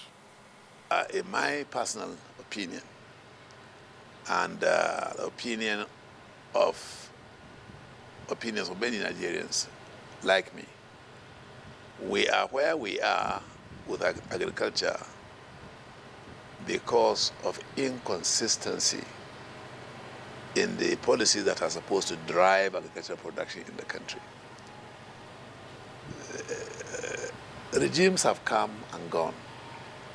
Each of them will come and pay some kind of homage or flowery comments about need for agriculture, need to feed ourselves and the rest of it.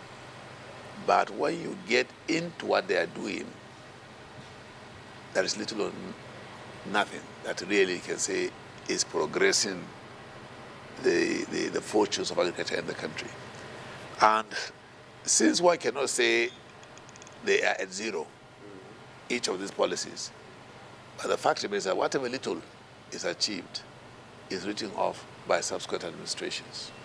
So inconsistency in the policy that is supposed to drive agriculture. The difference that this administration is making is the fact that the President, Muhammadu Buhari, has made the issue of agriculture as one of the major flanks of his administration. Buhari believes that unless and until Nigerians can feed themselves, unless until we can feed ourselves, unless and until we eat what we produce, and do as much as possible to produce what we eat, until we do that, we are not there. We've not arrived. And in doing so, he has expanded the horizon to say that for this to happen, agriculture is one of the major sources of diversification or widening the scope of our economic activities. And the President is addressing it as squarely as you can imagine. And he is doing this along with the National Assembly. Okay?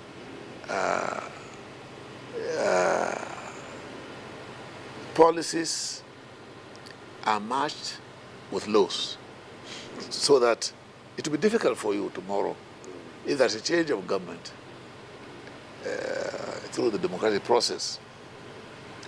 A new president will not find it easy to just turn the wheel around and say, I don't like what the social government has done. There's a law there that compels him. And so these are very concrete steps that the president has ensured that we take, and we are completely on the same page with the president on this. If you recall, from our 2020 to date, we have been faced with the problems of COVID-19 pandemic. People underestimate the effect it will have had in our capacity to produce food in this country. If not because of the measures the government took, the damage would have been really beyond one's ability to estimate. But because of the measures, though food production has suffered, agricultural production has suffered, but it would have been worse. It could have been worse. This is because the government tried the best it could to address the issues. There was problem of movement, of inputs, difficulty in the movement of labor was difficult.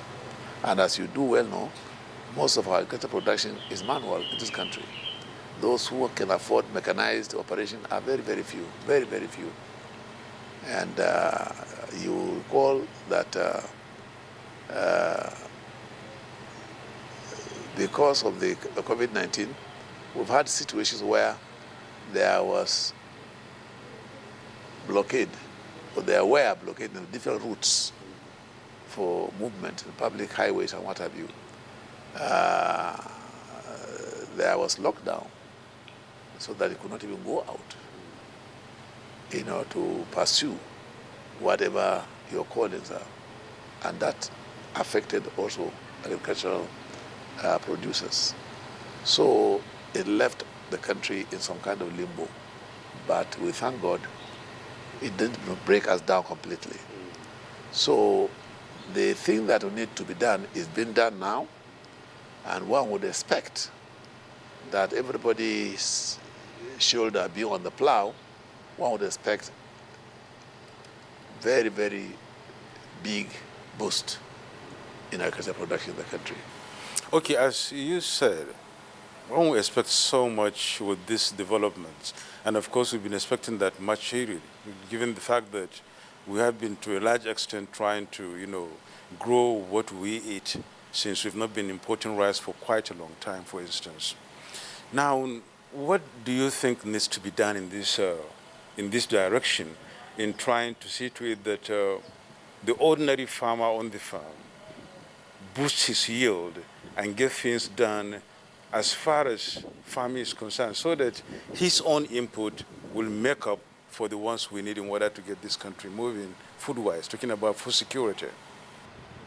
Well, I think the thing a farmer can do is, one, to appreciate that there is a huge market.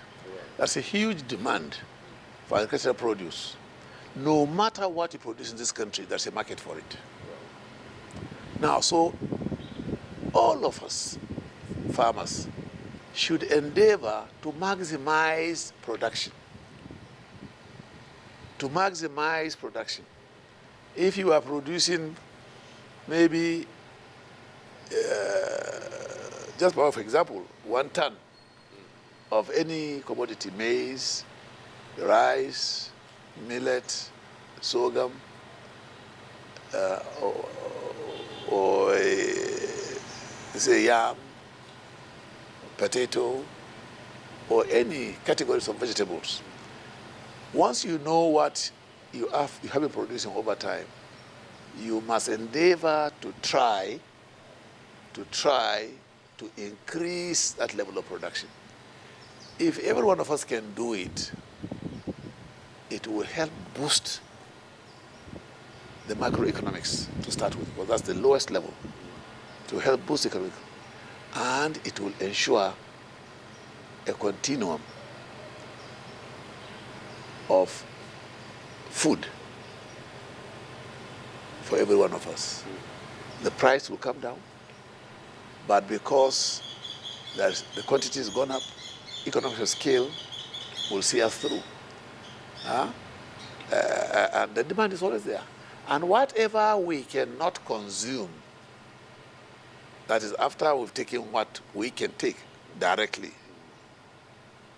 whatever lies in excess, we can push out. we can export. All right? So the market is there. At a point, Nigeria was exporting yam. I don't know what is really happening at the moment. You are a yam farmer. Well, honestly, again, it's a long story. But what there is when I was privileged to serve as governor of Nasarawa State,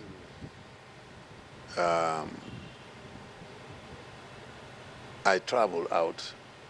I was invited to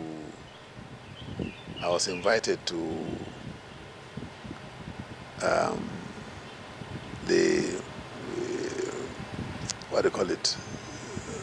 Her Majesty's annual agriculture show in the UK. They call it Royal Agri Show.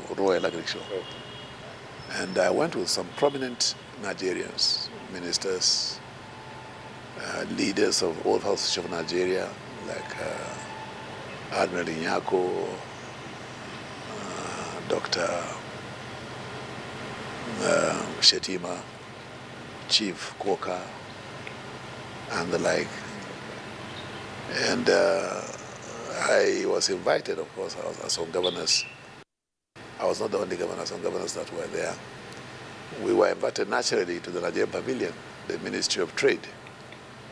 Made sure that they sponsored an exhibition at the show. And so I was invited. We were invited to the pavilion, the Nigerian Pavilion. Immediately we got into the pavilion.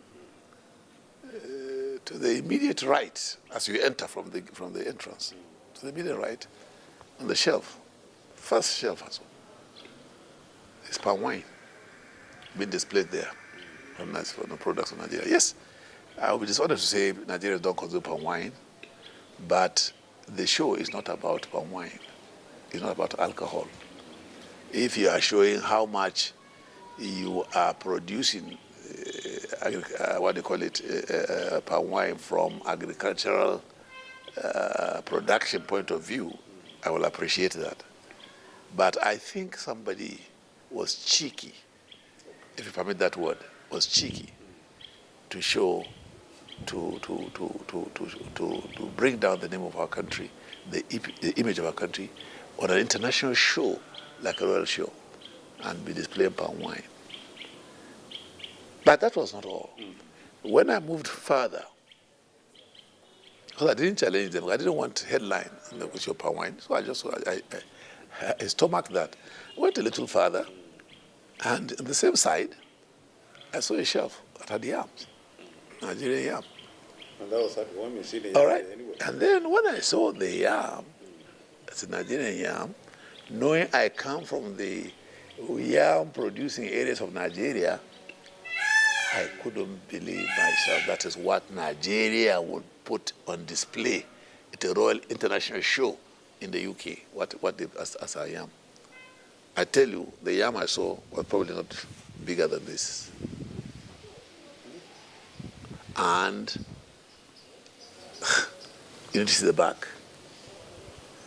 You just wonder, whoever brought that to the show, what impression was he trying to give of Nigeria? What impression was he trying to sell to the world of Nigeria? I couldn't hold myself on that one. I went pow. And I said, hey, gentlemen, are you a Nigerian? He said, yes. And this, you're bringing us Nigerian yam? He said, yes. Which part of Nigeria has this? And you know what? He looked at me and said, it's from Nasarawa. He didn't even know you there. Well, if he knew I was a governor of Nasarawa State, then it was a deliberate affront. Yeah. If he didn't know, it shows he didn't know who were coming to the exhibition from Nigeria. And he succeeded. I got hit with it. I said, well, I don't believe this is from Nasarawa. I am the governor of Nasarawa State, and I know we have the biggest yam market in Nigeria because we are the biggest producer of yam, or one of the biggest, if you permit for modesty, one of the biggest states where yam is produced, and I know this cannot be. If it is, you deliberately chose this to embarrass us. I left it there. But when I was doing this, I was asked by the fact that I know as a fact that when you go to Shepherd's Bush, it's a market, in the market there, you see yam, good yam. And when you see yam, they're labeled, say Ghana yam. Ghana yam. And I said to myself, if you know Ghana, if you know what they produce, Ghana yam has never been a major producer of yam. I know as a fact that Ghanaian market women and men come to Lagos or go to areas like Abuja or wherever and buy Nigerian yam. They go there because they don't need any processing. It's packaging. They just package it and they call it Ghana yam. It's Nigerian yam. So I was wondering how a public officer who is paid for the Nigerian treasury will do that kind of thing for Nigeria. So I decided, along with those who felt as bad as I did, to say, look, we will organize a show to promote Nigerian agricultural produce also. We agreed and we came and initiated. And I was willing to foot the burden of starting agriculture in Nigeria. Because during the military, what we getting was trade fair. And the trade fair was virtually promoting, ready-made. It's like they take the raw material from here, produce whatever they want, and bring it back to us here, finished product. And that's what we were producing, we were exhibiting in Nigeria. So I said, we'll do now raw material agriculture. Because agriculture does two things. It produces commodity for industry and commodity for human consumption. So we started one. And when I came, I wanted to say, Obasanjo, in fairness to him, Obasanjo was the president. He supported the idea. And he gave us all the support. And when we had the first exhibition, Obasanjo left everything he was doing and attended it himself personally. I was more than impressed with that. That has remained one of the real good areas that I always think about what he did to agriculture. So we started organizing our show here. And I think as of last year, because of COVID, we couldn't do it. But as of last year, as of the previous year, we had organized 12 shows. 12 shows successfully. And we are now thinking of how to diversify the show itself. But do we really have enough to export in this country? No. See, the problem we are having is we are more Catholic than the Pope. All right? I believe very strongly that we can produce enough to eat and still have some to spare for the international market. I believe that very strongly. The resources, human, is there. We have the manpower, we have the environment is conducive, we have the land. Up to about 45%, if not 50%, of arable land is lying fallow in Nigeria, as I talk to you today. So we can double our efforts. We can double our production. We can put double what we are doing now of land to use for agricultural production. Nothing stuff. It's just the planning. We need to address the issue of planning. There are some good farmers that don't have land. Even these peasant farmers, small farmers, some of them are not on their land. They are land that is held through feudal holdings and what have you. And they are passed on this country as I talk to you, a farmer will produce, and the percentage of what is producing goes to the owner of the land. Till today, unfortunately. So we need, as this administration has been talking about wanting to, we need better land administration that will promote the agricultural production that we are yearning for, that we are looking for. We have to do it. We have to do it. Are there policies or rather are there intentions of doing that, talking about lawmaking now? Because the laws have to be there, as you said, in order for the action or the policy to really be driven properly. See, there is what you need law to do. And that is what you need to administer the existing law to make it applicable in a manner as to promote public interest. Okay? What am I saying? You have Decree 27. It's being incorporated in 1979 into the Constitution of the Federal Republic of Nigeria during the Constitutional Review. So you cannot touch it unless you amend the Constitution. But there are other bylaws, all right, that is a matter of state administration of the law. It's a matter of how do you make it possible for a farmer who is in need of their need of land to have land. He doesn't have more than probably half an acre. And if you go to rural areas, a farmer who has got 1 whole acre or 1 whole hectare is a big farmer. But if he had bigger land, he can have bigger production. So that's the point I'm making. And I believe that state administrations should be in a position to help in this regard. Yes. All right. Now, before we close this chapter on local governments, for sure. Before we close this chapter on agriculture and farming, do you see, that yam business and cassava business being resuscitated for export in this country in the near future? Well, honestly, I personally have that ambition, but I believe I'm not alone in this. Nigerians do have, but we have to sharpen our export promotion, so that you will see they can help you know and understand what it is you need to do to export. There's not much of propagation. I'm sorry to say this. There's not much of propagation. I know companies that want to export. And I do know also that the inhibitions for that yearning gap to be filled to make potential exporters not only understand but appreciate what they need to do in the ports. Quarantine service involved. There's conflict going on between NAFDAC and quarantine service. There's problem with customs. And these are all government agencies. Why can there be no harmonization to make the effort of an exporter a little more friendly? Why would you want to take yam out of this country? And you are like, when I promoted it been done as a governor, it was not my personal business, but we promoted it, and it was successful.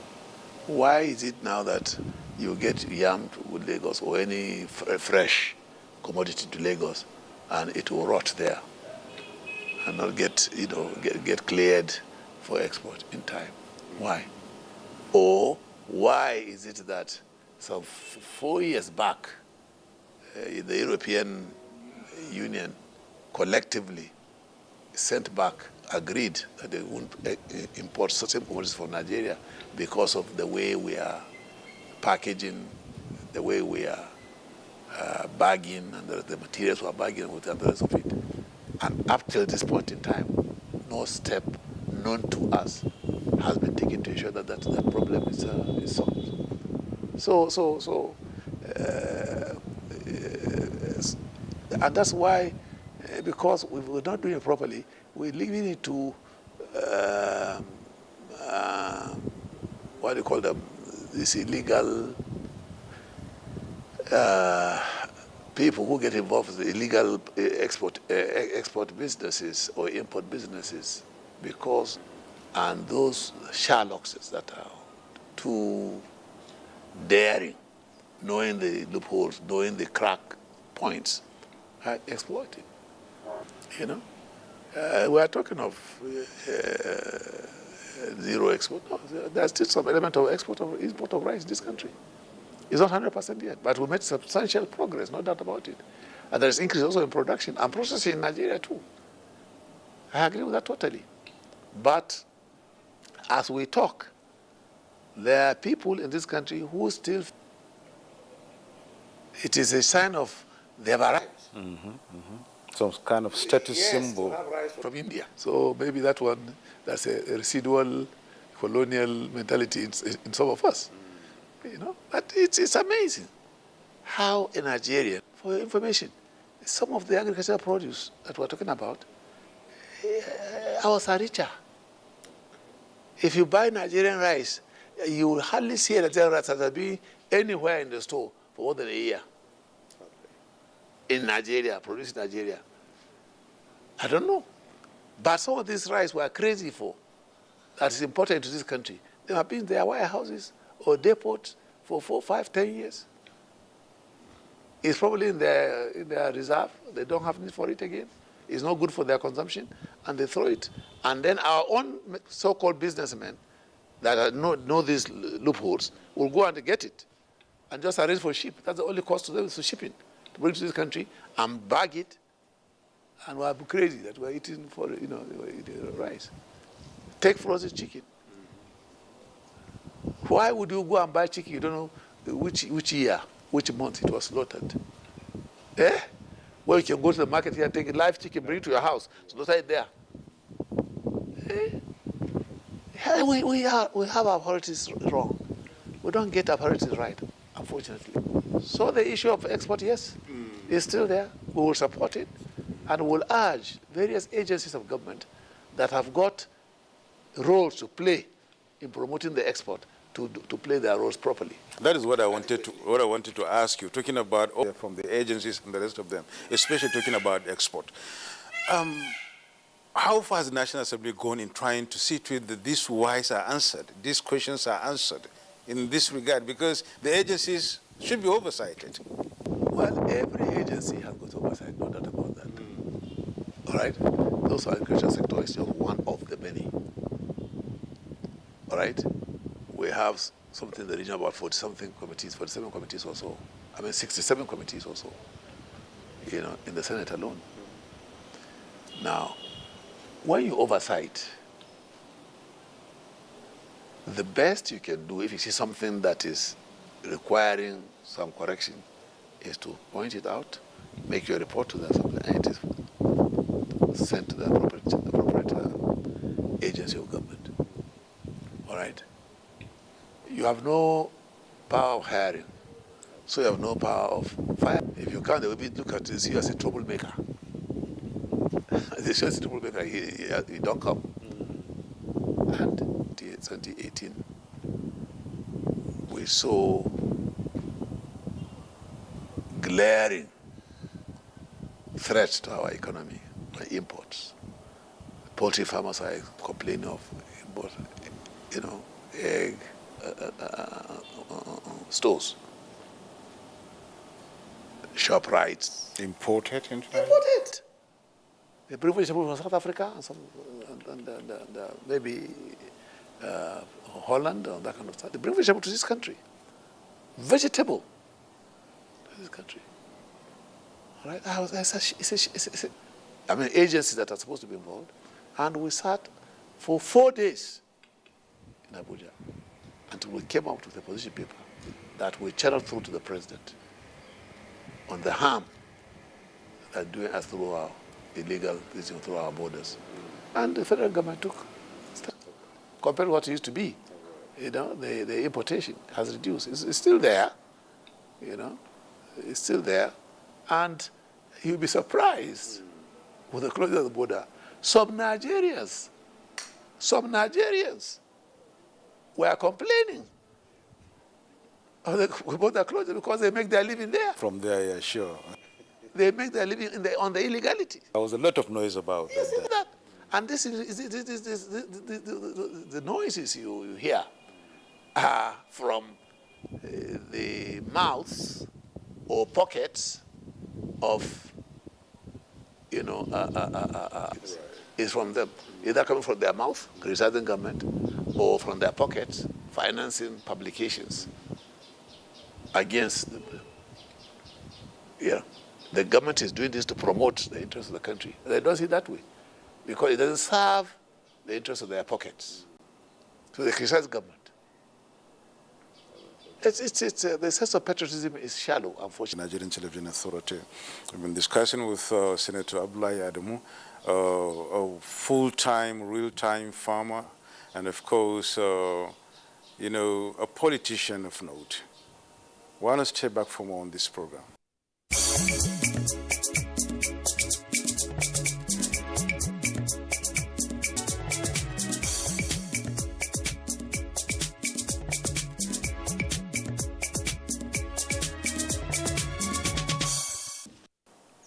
You're welcome back.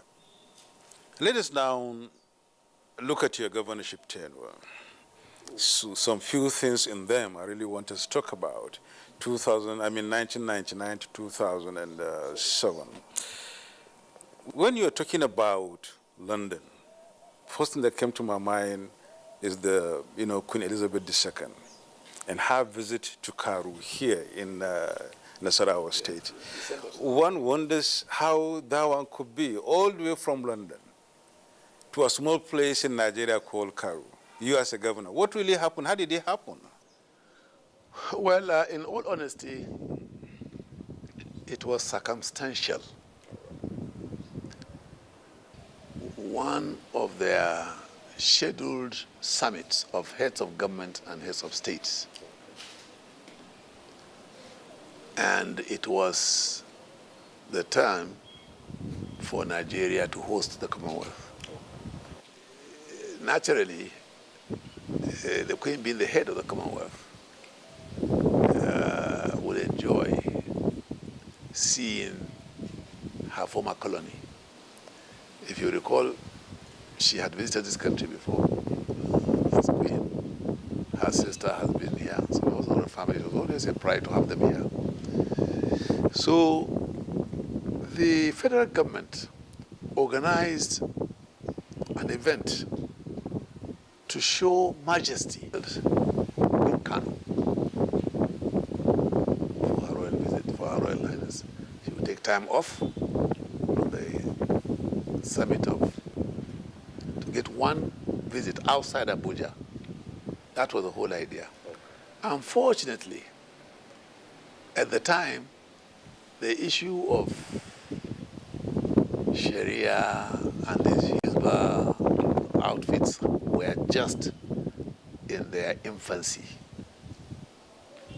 And there were a lot of misgivings that took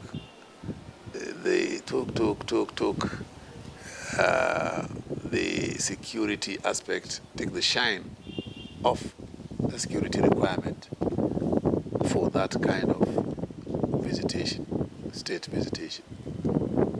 And when the federal government could not be sure of the security situation in Kano at the time,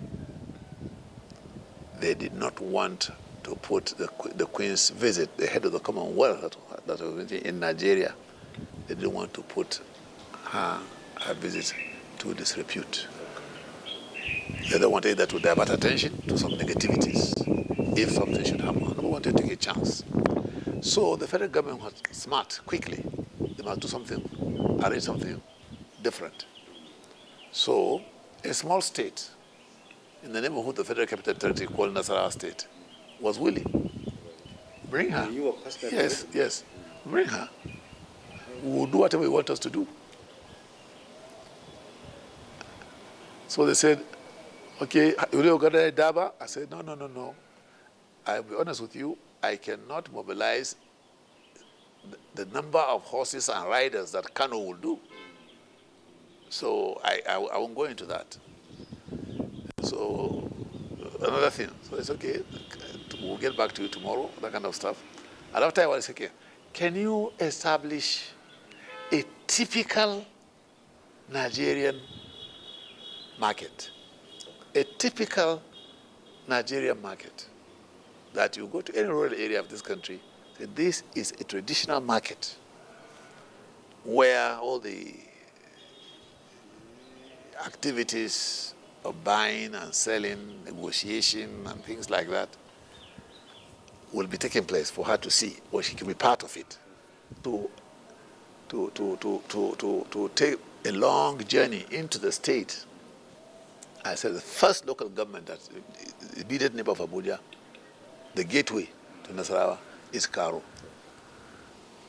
So I decided with my team in government, once the federal government says what they want, okay, we now brought a proposal. We'll set it out in Karo. From Abuja to Karo. She will drive for maybe just about 10, 15 minutes. She will be there, she'll be in Karo.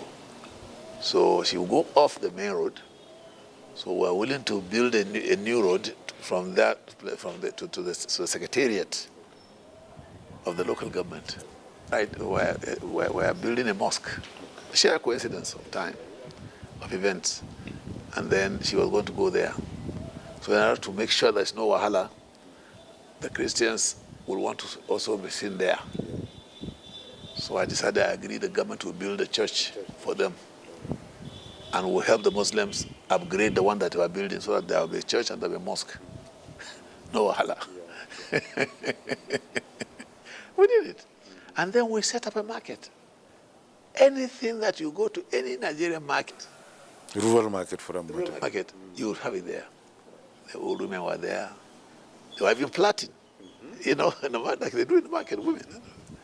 They were doing akara, you know, frying akara, they doing masa.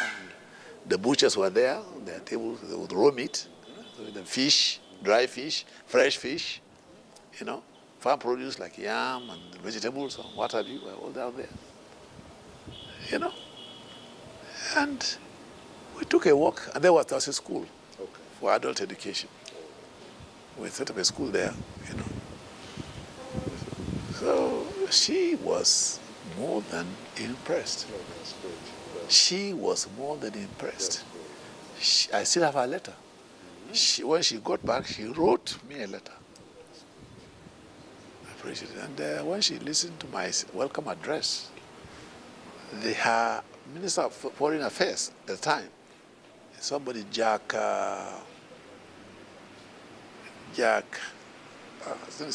something Jack. He was a member of Parliament, he was a Minister for Foreign Affairs, Secretary of Foreign Affairs. Jack Straw. Yes. They came, when we were working with her, after my address, and after we finished the education, you know, pavilion and the rest of it, she talked to him, and he turned to me and was asking me, where did I go to school? I feel good. And then I told him, he didn't hear me mention UK, because that's the home of English. So I said to him, after I finished the way he told her back, and then he gave back to me. I said, well, maybe you should tell her that I'm locally grown. So I liked it. All our people liked it. Our traditional rulers were there in their color, you know, and she shook hands with each one of them, each one of our traditional rulers. Yes. Let's connect that to some royalty back home. You were the Sarkin Yaki Kefi. And of course, you are the Turaki Kefi now. Yes.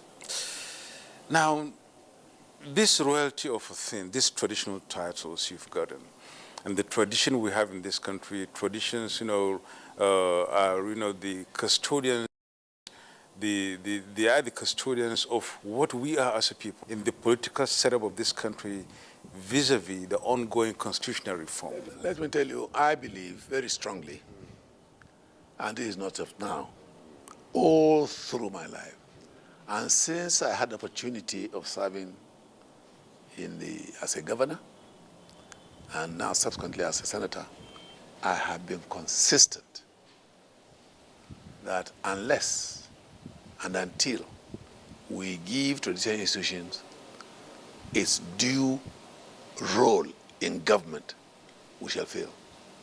The failure will continue to stare us in the face. All this security thing we're talking about, major part of it is the collapse of traditional rulership. It's a collapse. There's nobody at the grassroots. You build security from bottom up. You don't build security from top, bottom. It's bottom up. And at the bottom are the traditional rulers. It's an institution. They have lived over the years. They have weathered the weather. The white man, when he came here to colonize us, after everything was said and done, he saw that he could not, or they could not, rule this country successfully without the involvement of these traditional institutions. They left them. Even they even empowered them. In fact, while the colonial people, they had executive powers. With time, that was taken away. With time, executive was taken away. And that is not enough. The 1999 Constitution, amendment 1999 Constitution, took out of the Constitution anything. The indefinite Article A, if it was referring to anything, traditional institution, is removed. It's not in the Constitution. Not tackle even the definite Article the. We destroyed, through that act of removing them from the Constitution completely, we destroyed the history of this country. We destroyed the governance at the appropriate level of governance, the grassroots level. We destroyed it. I keep saying this, and sometimes some of the young people think I'm talking against them, but I'm not. The fact of the matter is, no matter which angle you come from,